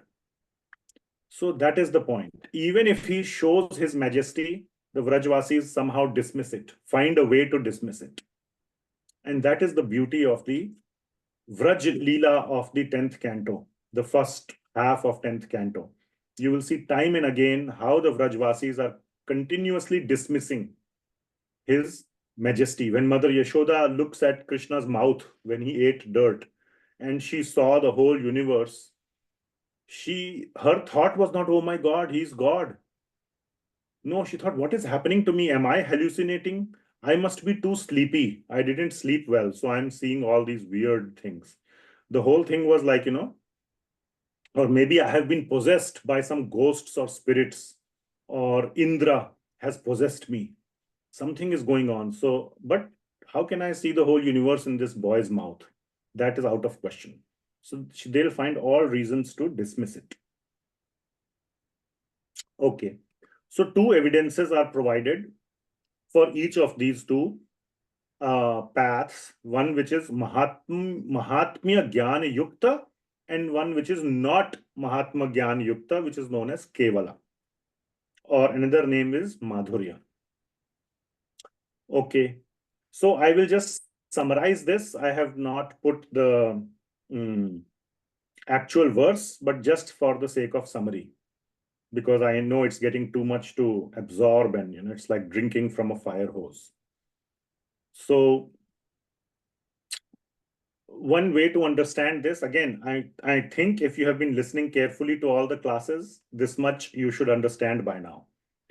That Prema with knowledge of Krishna's majesty, it will look like this. My Lord is the greatest. He is the creator and maintainer of the universe. Now, this is about one who has knowledge of Krishna's majesty. He is my master, in some cases, even my friend and my well-wisher. Suhridam sarva bhutanam, like in Bhagavad Gita it is said. That is why I love him so much. Okay? So there is love, but with the knowledge of the greatness. So in this way, the devotee is a Prema Bhakta of the Lord. So this devotee is fully aware that Krishna is God, and such feelings are possible for example, other forms of the Lord, even Dwarka Krishna, Lord Vishnu, Narasimha, Matsya, so many other avatars or forms of the Lord. However, this awareness restricts, it does not extinguish, it restricts the feeling of Sakhya, Vatsalya, and Madhurya. It becomes a little bit of a barrier, that one who is aware of God's greatness, he will like to serve the Lord. Okay? Now there are exceptions, like the queens of Dwarka. They are 100% aware of Krishna's greatness, of his majesty. So they are in Madhurya, but they do not consider Krishna to be human. They are fully aware that Krishna is God. Okay, so they are what you would say, Mahatmya Jnana Yukta. They are equipped with the knowledge of the majesty of Krishna. But so that is possible. That's why I said it does not extinguish. But the main bhava that comes is when you know that God is great, what would you like to do? You would like to serve him. So the dasya bhava is the one that becomes predominant. And one attains Vaikuntha planets, like Dwarka Dham. If you worship Dwarka Krishna, you attain Dwarka Dham. Now let's look at the other one. So the other one is Prema with no knowledge of Krishna's majesty. So the feeling would be, my Krishna is the sweetest human. Not God, but human. That is why I love him, and I love him only. And within me, there is no capacity to love anyone else. He is just so sweet. And the devotee wants to please the Lord by any possible means. Any possible means. And without any regard for one's personal comfort or satisfaction. Now, why is this coming in this case?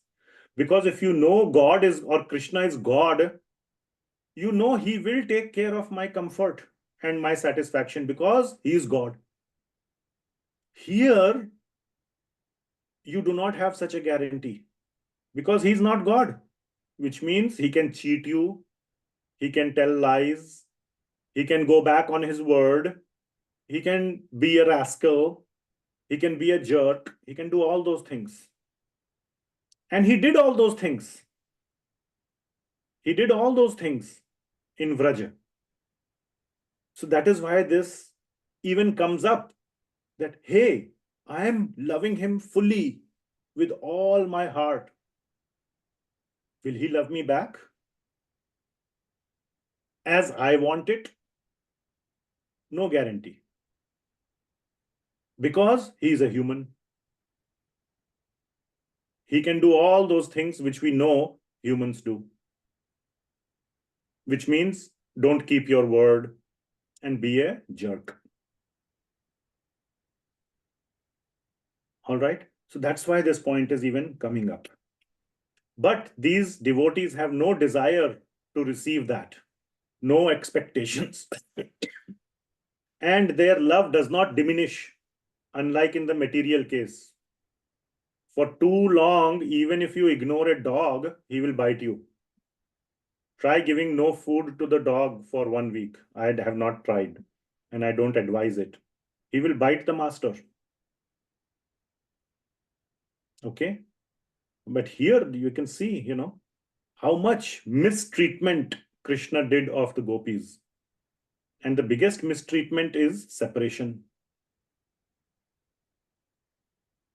And still the gopis were in as much love for him as when he was with them. No diminishing, it only actually increased.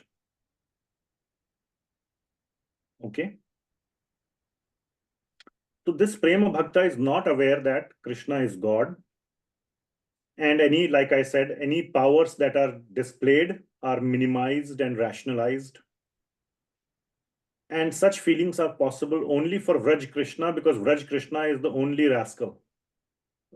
Lord Ram is the, what it is called, Maryada Purushottam. He upheld the highest standards and all other forms also. And this awareness allows for all the categories, especially Madhurya. As you can see, the maximum fights happen in husband-wife relationship. We experience that, isn't it? With our parents, we don't fight that much because parents in general are kind. Whatever you say, they will agree. Husband or wife will not agree. And so fights happen, which means that there is this feeling of humanness. You don't, both parties are trying to be human. In parent, you're trying to take the higher ground. As a friend also, you try to take the higher ground. So this is maximum is expressed, the humanness in the Madhurya form. And by such bhakti, one only attains Goloka Dham. That is the destination. And here comes the most important point. What does this kind of bhakti do? It is Sri Krishna Akarshini. By such bhakti, the Lord is completely controlled by the devotee. So remember, there are two characteristics of Prema Bhakti. So what is that verse? Anybody remembers that verse? The 6 characteristics verse. Kleshagni. Prabhupada. Say the verse. Do you remember?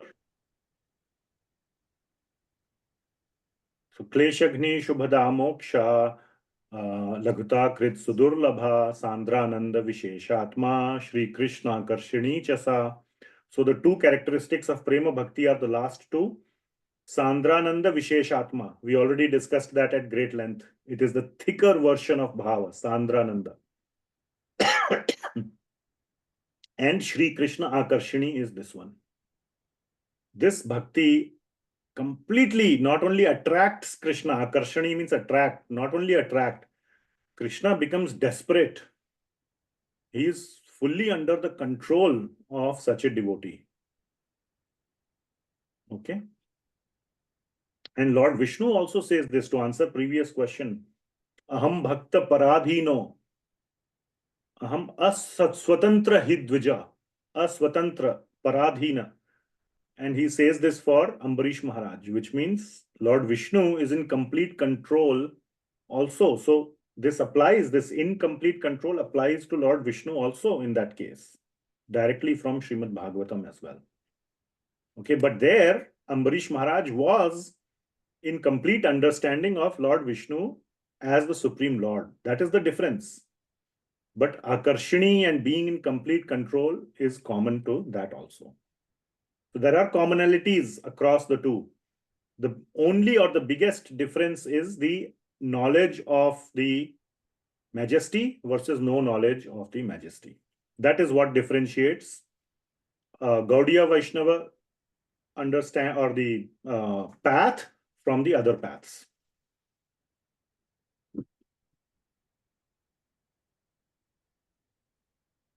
Okay, connecting the causes to the paths. So those who have practiced Vaidhi Bhakti attain Prema with the knowledge of the Lord's powers. And those who have practiced Raganuga Bhakti attain Prema with sweetness. Usually I have added the word. Why I have added the word usually? Because sometimes it may be possible that somebody is doing mixed Bhakti. One is following the Raganuga Bhakti path, but there is some component of Vaidhi Bhakti he's actively mixing out of some enforcement, some fear, some sense of duty. Shastra, Shasan. And if that gets mixed, then it is not pure or Shuddha Raganuga Bhakti, and then one attains Dwarka Dham or some other Dham. Okay. So therefore, a very good practice under good guidance is needed for practicing Raganuga Bhakti as defined by Sri Rupa Goswami. Okay, so all this discussion we did for Prema Bhakti. So now Prema Bhakti is almost over. We are coming to the conclusion. So these are the famous two verses which we all have studied. We may not remember the verse, but remember the 9 stages. So this is coming in Śrī Bhakti-rasāmṛta-sindhuḥ, Prema Bhakti chapter 15 and 16. So we can sing it in lead follow if you want. Very beautiful verses, the 9 stages of Bhakti. So some of you can, whoever wants, can sing along with in lead follow. And this is in Anushtup meter, standard Bhagavad Gita meter.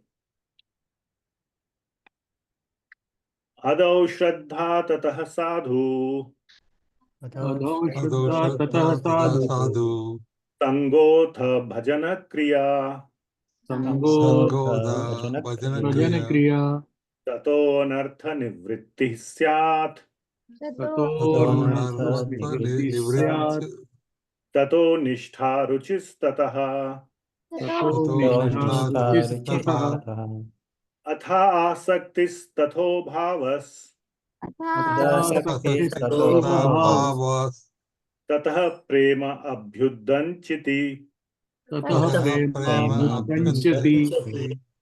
Sadhakanam ayam premnaha Sadhakanam ayam Sadhakanam prema. pradurbhave bhavet kramaha. Pradurbhave Pradurbhave bhavet bhavet kramaha. kramaha. Okay, very nice.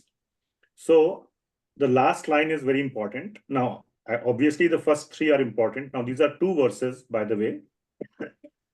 As you can see, there are total of 8 padas or 8 quarters. So the first three are simply enumerating the 9 stages. And these are stages. Many places you will see the word tataha. Tataha means then. Okay, that means first this happens, then this happens, then this happens, then. So you will see so many tataha, and then tato, tataha, tataha. So many places are there, which means it is a sequence. And then between those tataha and tato, there are the 9 stages. So adaḥ means first. It begins with Shraddha. Okay, so I don't need to explain all the 9. I will just give at a synonym level. So Shraddha means, what does Shraddha? We say faith. I say that there are a couple of other words also that help me. Shraddha means trust. And also trust and confidence. Okay. And also, please make a note of this. Actually, I should have written this down, but it is so much in my head, I thought I don't need to write it down. Now that I am doing the class, I feel I have written it down. When I was making the slide, I was like, oh, this slide, I can just, I will just explain verbally. So I should write it down for next batch. So what did I say? Faith, right? But then also it becomes trust. And trust means not just when somebody is telling you, either Shastra telling you or your mentor or guru or somebody is telling, right? Not at that time, yeah, this bhakti is a good thing for my life. When you go home, your husband or wife will say, where were you for 2 hours? Oh, you were with all those useless people. They don't have anything to do. Go do your job. Go do this, go do that. Or let's go watch movie or World Cup cricket. All those things. So then you will get shaken. So confidence means, one of the way to understand is that even when you come back home, you stay, you have the confidence. No, this is the right path. It is not bogus. Okay. So faith, trust, confidence. Another thing, a deeper level is removal of doubts. Okay. Now, a deeper level of removal of doubt will come at Nishtha stage, which is the 5th stage here. But this is preliminary removal of doubts. Basic level. Okay. To begin the process, to the removal of. So we have discussed Shraddha in many ways. Once again, to revise, please get it in your head or write it down. Next batch, I will put it in the slide. Sorry, this batch I am not doing. Faith, trust, and confidence. Okay. And then removal of doubts at a basic level. All right, that is Shraddha. So with Shraddha, you must do the next steps. First, build Shraddha. And initial Shraddha happens by some association of sadhus. So you just don't get Shraddha out of sleeping. Now, mercy of Krishna could be there, which we have discussed all along. But apart from that, by some introduction to the process by mercy of devotees. Okay, the next is devotee association. So with that Shraddha, you do devotee association, sadhu sangha. And in the association of devotees, you do bhajan kriya. Now, bhajan just doesn't mean Nam Kirtan. And then you say bye-bye, going home. It means association with devotees and discussing your doubts. So all of these steps are kind of iterative. You do step 3, you come back to step 2, then you do step 3, You may do step 4, come back to 2, come back to 3, do 5, come back to 3. So it kind of keeps going like forward, but in a iterative loop kind of way. You keep coming back a little. So bhajan kriya, you do bhajan in association of sadhu sangha or association of devotees. And then the process of anartha nivritti also has to be done by your side. So you put effort to remove your anarthas. And when the bhajan becomes stronger and stronger and stronger, anarthas will automatically also start falling.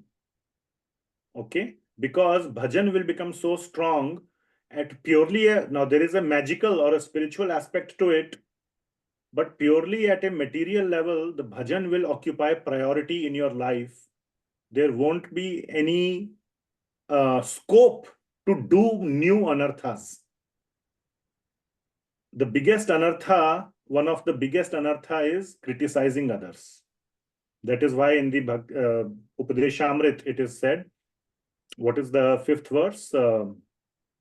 Krishne tiyasya giritam manasadriyeta dikshasti chet pranatibhischa bhajantamisham shushrūshaya bhajan vigyam ananyam ninya nindadi shunya.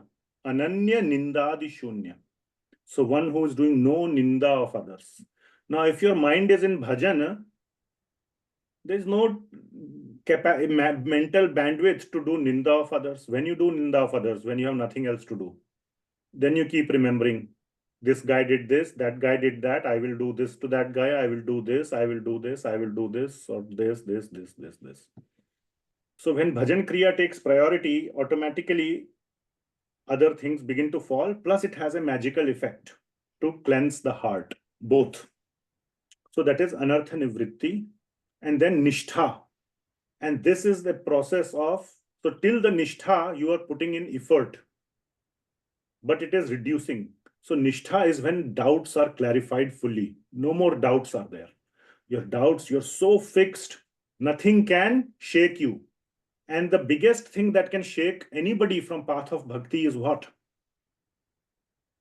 What is the biggest thing that shakes one from the path of bhakti? Not a gunpoint. Doubts. Doubts, yes, doubts.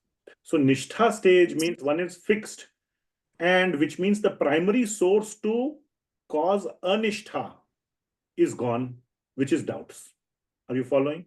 So nishtha stage automatically means doubts are no longer there.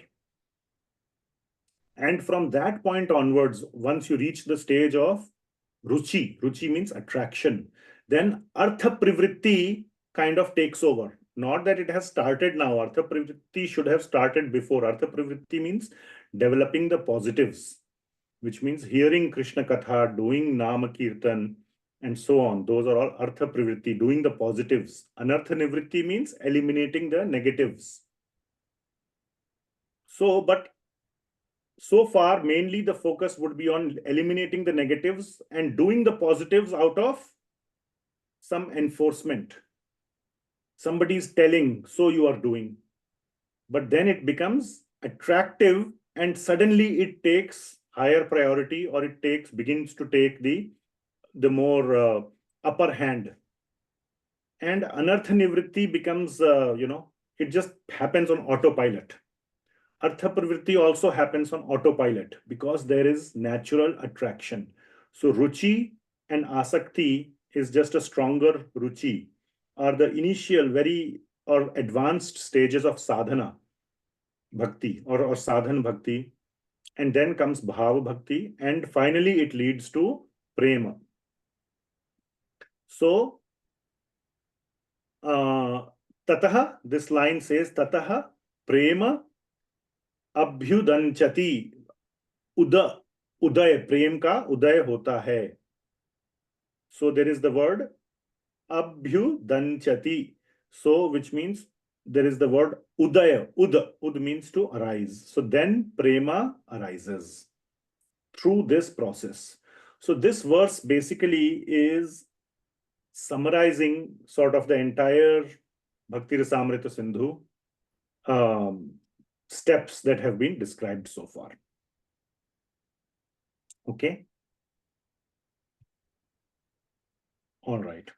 So, I mean, again, what is coming to my mind is to kind of map each of these to various portions of Bhakti-rasāmṛta-sindhu. It will take a long time. But you can see the first 20 limbs of bhakti were very much related to anartha nivritti and nishtha. Then the limbs of bhakti are themselves related to bhajana kriya, and raganuga bhakti is related to ruchi and asakti, and then comes bhava bhakti, or there is attachment that develops even through the vaidhi path. So raganuga path I am taking as an example, but even through the vaidhi path there is ruchi and asakti. Okay. So Jiva Goswami's commentary on this verse, just some salient points. He has written a short, nice commentary. First thing he says, there are many possible sequences. This is not the only sequence. Somebody may start with anartha nivritti or start with bhajana kriya personally, and then after that get sadhu sangha. So it is possible. Or somebody may be starting with ruchi, as in the raganuga case. One starts with ruchi, one is already attracted. So there are many possible sequences, but this is the most common sequence. So therefore, one should not take this like a mechanical formula. Okay, this is just the most common sequence, and that is why there is such a importance put on having a guru who can give personal guidance. Okay, because there are many possible sequences. Now I had color coded some of these parts. Tataha prema abhyudanchati sadhakanam ayam premaha pradurbhave and bhavet kramaha. So 4 things. So what is being said here is, by following this sequence, okay, prema arises. So now in this many possible sequences, there is no sequence where prema will be first. That sequence wouldn't exist. If prema is there, you don't need anything else. So, but there are many possible sequences. End result is prema arising. Second point is, this is not talking about those who get direct mercy of Krishna. If you see, the verse said sadhakanam, for sadhak. Sadhak means one who is following sadhana bhakti, not who directly happened to get Krishna prema. They are in a whole different category. They are not sadhak because they are not trying to do even sadhana.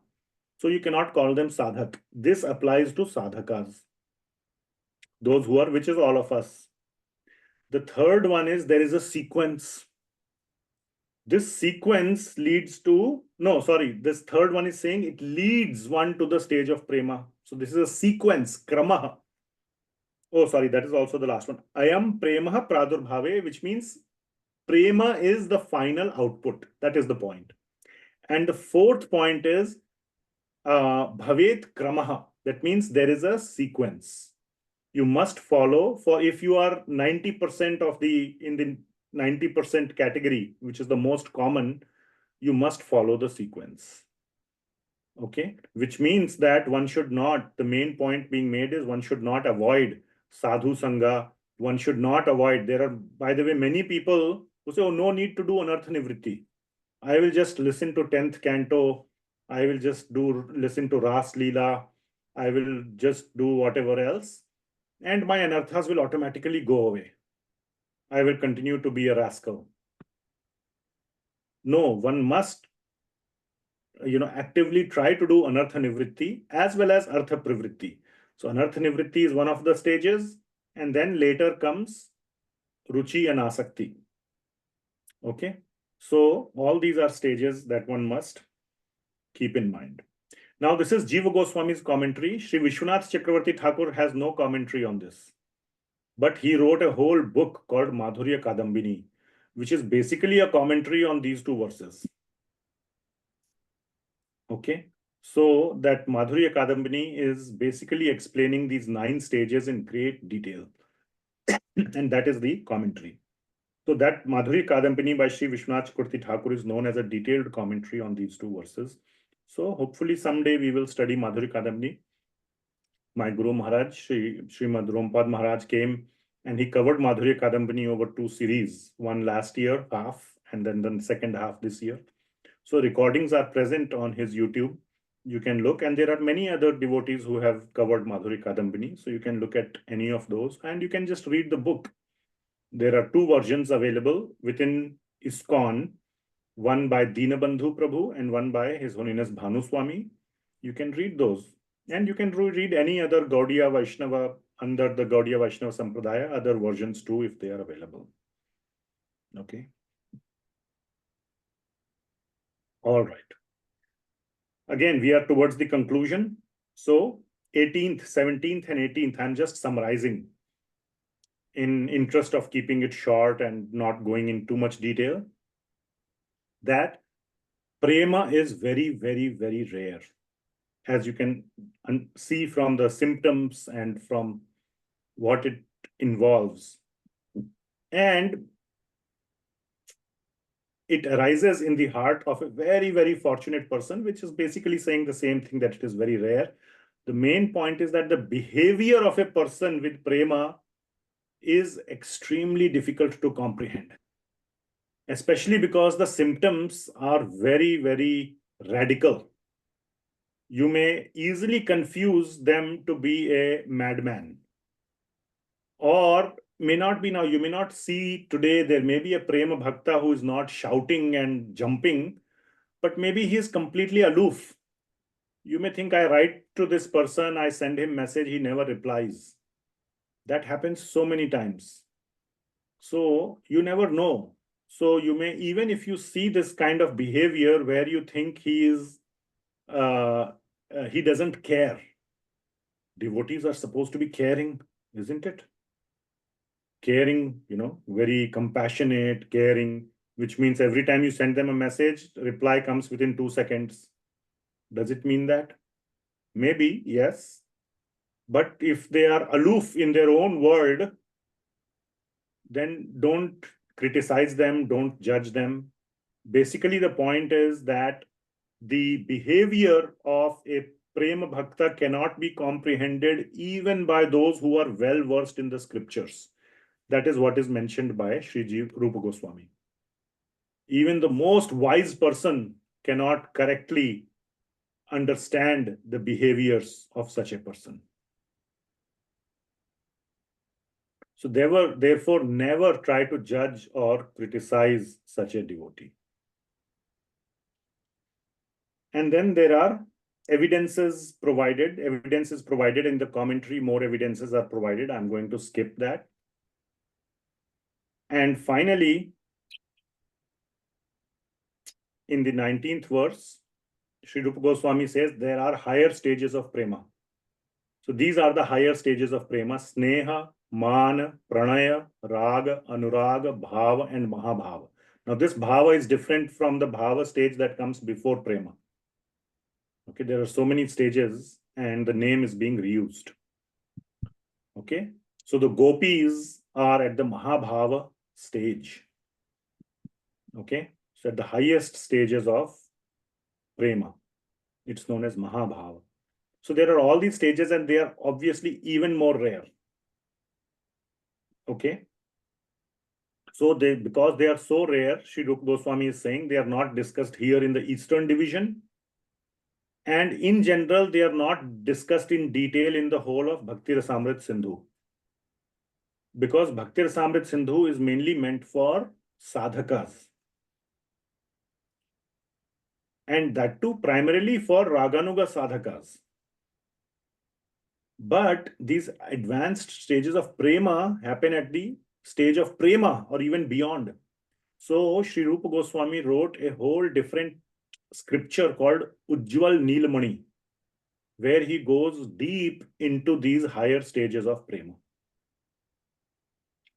So one day, if you fully read Bhakti-rasāmṛta-sindhu, then one can go into Ujjwal Neelamani to understand all these detailed stages of Prema. That's where he has given a detailed version. I have not read it myself, so I cannot say more. But there is one person who has read it, at least I know, and we will see him next week. So then that's the end of today's discussion. Any questions? Okay. So now with this, we come to the end of our Bhakti Shastri. For some people, those who started with Bhagavad Gita, except for last two verses, 20th and 21.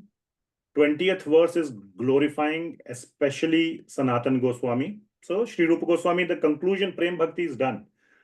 Now, since as you remember, Bhakti-rasāmṛta-sindhuḥ started with what? Anybody remembers what it first started with? What does anything start with? Mangalacharan. Paying respect to the six Goswamis. Yeah. Respect, obeisance. Very nice. Obeisance. Yes. So glorification and requesting the mercy of first Sri Krishna, then Chaitanya Mahaprabhu, then Sri Sanatana Goswami, and then all the great devotees. So that's how Sri Rupa Goswami does the Mangalacharan. And therefore, at the end, he is again glorifying his elder brother, who he calls Prabhupada.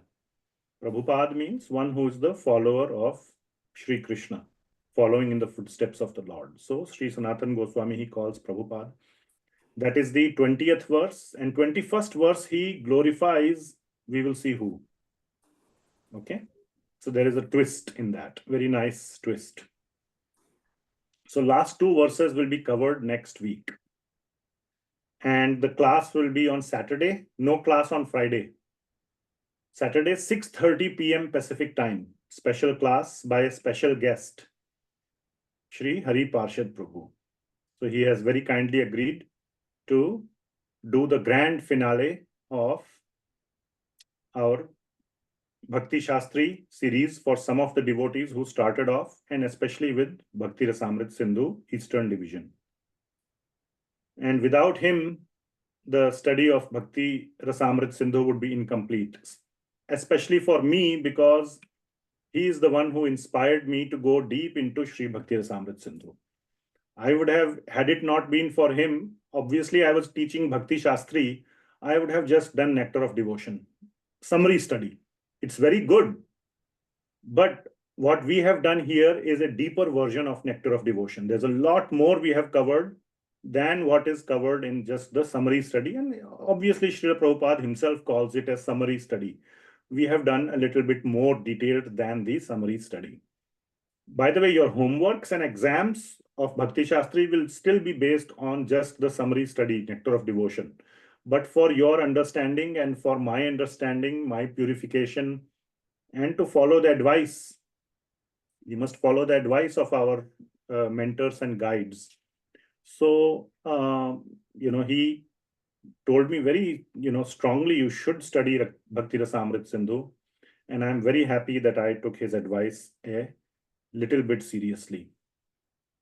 So that brings us to the end of our formal Bhakti Shastri for some of the people. And of course, there are still homeworks and tests. And of course, there will be the next class. So that is also a class. Attendance will be counted. We still have to do 2 more verses. So officially, we are not done. But my portion is done. And there will be opportunity. I'm sure Hari Parshad Prabhuji will go into more than the 2 verses he might cover. I'll leave it to him. He might cover like an overview, or he might pick up some very sweet topics and just elaborate on those from Bhakti-rasāmṛta-sindhuḥ. And there'll be opportunity for Q&A. All the questions I couldn't answer, please ask him. And he's just, the best expert I know on the planet to answer these questions. So with that, we will end our series of Śrī Bhakti-rasāmṛta-sindhuḥ, minus except the one class by our wonderful Shriman Hari Parshad Prabhu next week. Okay, any questions? Yes, somebody is trying to raise the hand and lowering it. Hare Krishna Prabhuji. I put my question in the chat. Okay, yeah, I'm reading it. Vatsalya is not mentioned in Prema Bhakti. What do you mean? I mean, neither is Dasya, Sakhya, or Madhurya. The Sneha is mentioned, right? I thought perhaps. Oh, you mean the higher levels of Prema?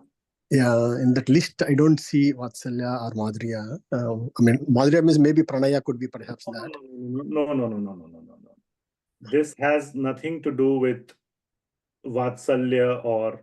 So these stages of Prema could exist in any of the bhavas, Madhurya bhav, Vatsalya bhav, etc. Now, again, I am not like I said, I am not an expert at these advanced stages of Prema, but this does not have a one-on-one correlation with that.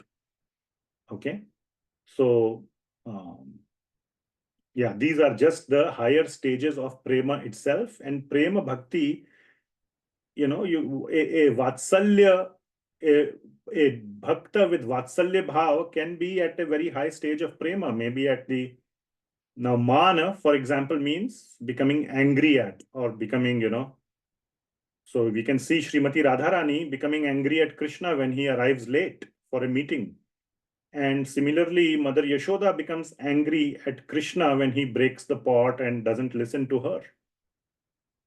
So again, I'm not speaking this from reading the verses of Śrī Bhakti-rasāmṛta-sindhu, but man means getting angry in prema, in love. And we can see that in both of those cases. Okay?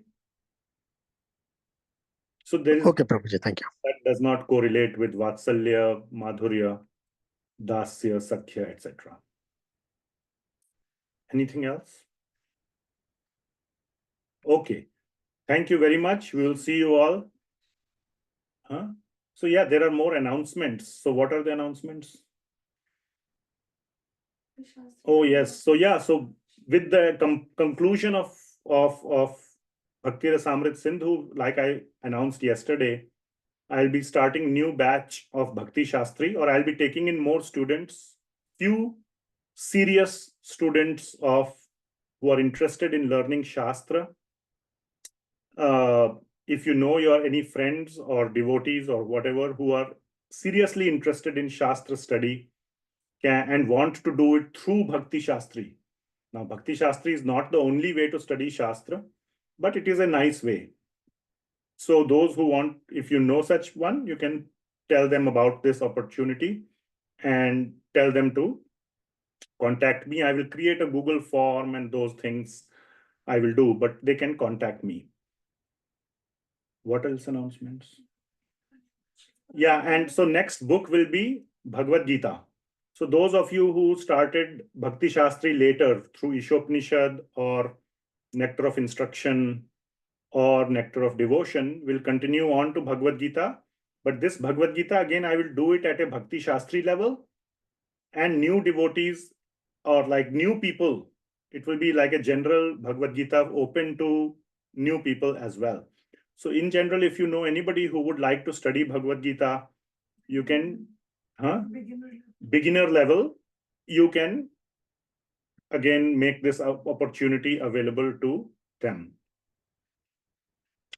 And the other thing is, yeah, for Bhakti-rasāmṛta-sindhuḥ, now I used to hold office hours that if you have any questions, you can ask me, but many times there were no questions. So I ended up just doing a revision. So if you have questions, I am very happy to do office hours kind of thing where, you can just ask questions. Many of you will get questions while doing the homework and so on. So if you have questions, please send a message on the WhatsApp group. This is for the Bhakti Shastri students. And we can do Q&A session, what I call as office hours, basically open time to ask any question. And finally, since now we were doing Bhakti-rasāmṛta-sindhuḥ on 2 days of the week to make quick progress, Friday and Saturday, but with Bhakti-rasāmṛta-sindhuḥ being over, and we will do Bhagavad Gita on one of the days. We will continue to go back on Srimad Bhagavatam study on the other day. So that's what we will do. And my focus will mainly be the 10th canto of Srimad Bhagavatam. So we will see which episode of 10th canto we will take. My thinking is to start with Govardhan Leela. Because of certain reason, I want to study that due to a certain specific reason. So we will study 10th canto of Srimad Bhagavatam, most likely starting with Govardhan Leela pastime. That is chapters 24, 25, 26, 27 of 10th canto. So all of you who want to, study along 10th canto, along with Acharya commentaries, along with all the details in a more detailed manner, then you are welcome to join in the journey of 10th canto study of Srimad Bhagavatam. Once again inspired by Shriman Haripashad Prabhu and my Guru Maharaj, Shri Srimad Rumapad Swami Maharaj.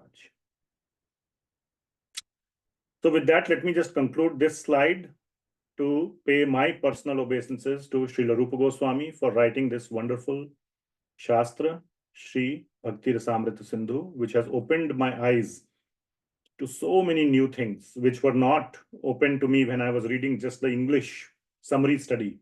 That itself was very good, but the next deeper level was just whole new depth.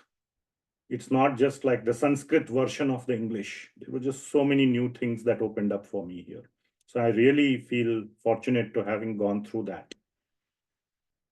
And to Srila Prabhupada for creating this wonderful structure, this society, and this infrastructure for us. And to all my Gurujanas. And my Diksha Guru, Shri Srimad Romapad Swami Maharaj, and my so many Gurujanas who have inspired me and guided me and so on. And very, very, very prominent among them being Shriman Haripashad Prabhu. Aur kuch? All right. Any questions? I see some hands raised.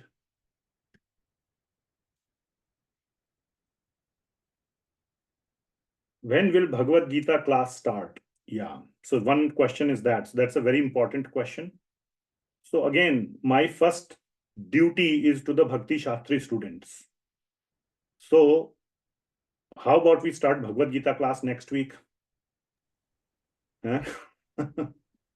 No. You need some time for preparing for the test and all, I believe. So I will give some little break and we will start. I do not have an exact date. It will be in a few weeks. Okay. So study hard for Nectar of Devotion. The last homework, one homework remains to be released. I will release it in a few days. So please do all your homework nicely and submit it. And now that I am done personally with all the preparation of the classes, I will put my focus on one is 10th canto classes, which is new material, but again on going back to the corrections of all the pending homeworks and tests. So that will occur at this point. So please focus on finishing off the homework and preparing for the test. Most of the test will be from previous homeworks. So I'm going to make it very easy. It's not going to be hard. My goal is not to fail you. My goal is to pass you. The only way you can fail is if you promise not to touch the book, not to do anything at all, then only you can fail. Otherwise, you are guaranteed to pass. It will be very easy. And my goal is to inspire you, not to discourage you. Okay, so with that, you can, but do some preparation, don't be completely like, okay, take it easy, fully. What questions? Yes, Damodar Krishna Prabhu, did you raise your hand or? Yes, Prabhuji, actually, I was asking what are the tentative dates for exam in your mind? Any tentative dates? We will discuss on WhatsApp group. It depends more on the students than on me. Okay. Okay, Ashish, Hare Krishna Prabhuji.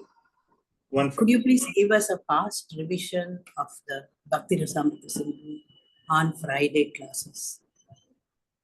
revision. Just 1 or 2 classes. Yes.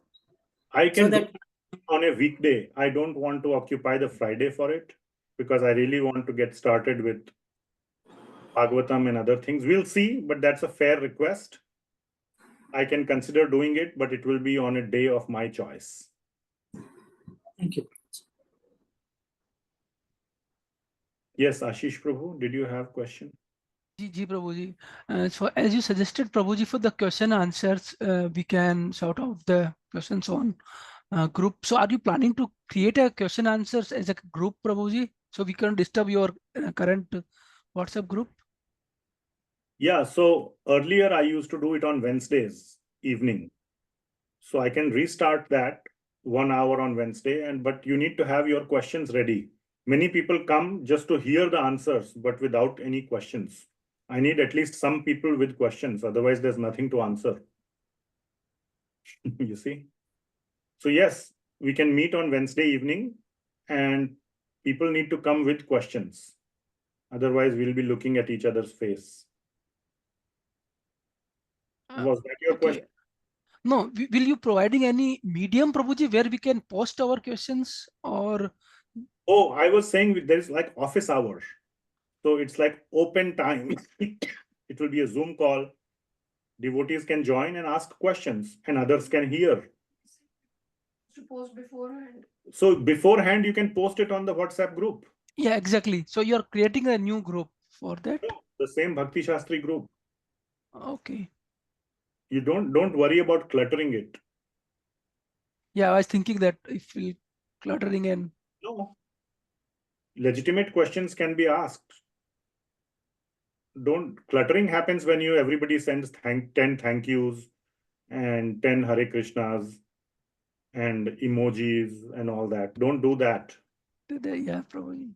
That's what I was thinking. But you are welcome to post questions. Thank you, Prabhuji. Yeah.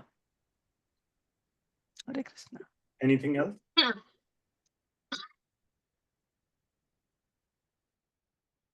Anything else? Oh, is this our last class? For you, it will be the last class. No, there will be attendance on the next class also with Hari Parshad Prabhu, but your attendance is very good. So if you want to skip, it's up to you. It will be recorded and posted. I don't want to skip For until we are done. the next class will be the last class. It's a long weekend, but still please try to. Okay. All right. What is this? Thank you for such detailed slides. Okay, thank you. All right, thank you very much. Thank you, Prabhuji. Prabhupada ki Jai. Thank you, Prabhuji. Hare Krishna. Thank you, Prabhuji. Thank you, Prabhuji. Hare Thank you, Krishna. Thank you Mataji. very much. Hare Krishna.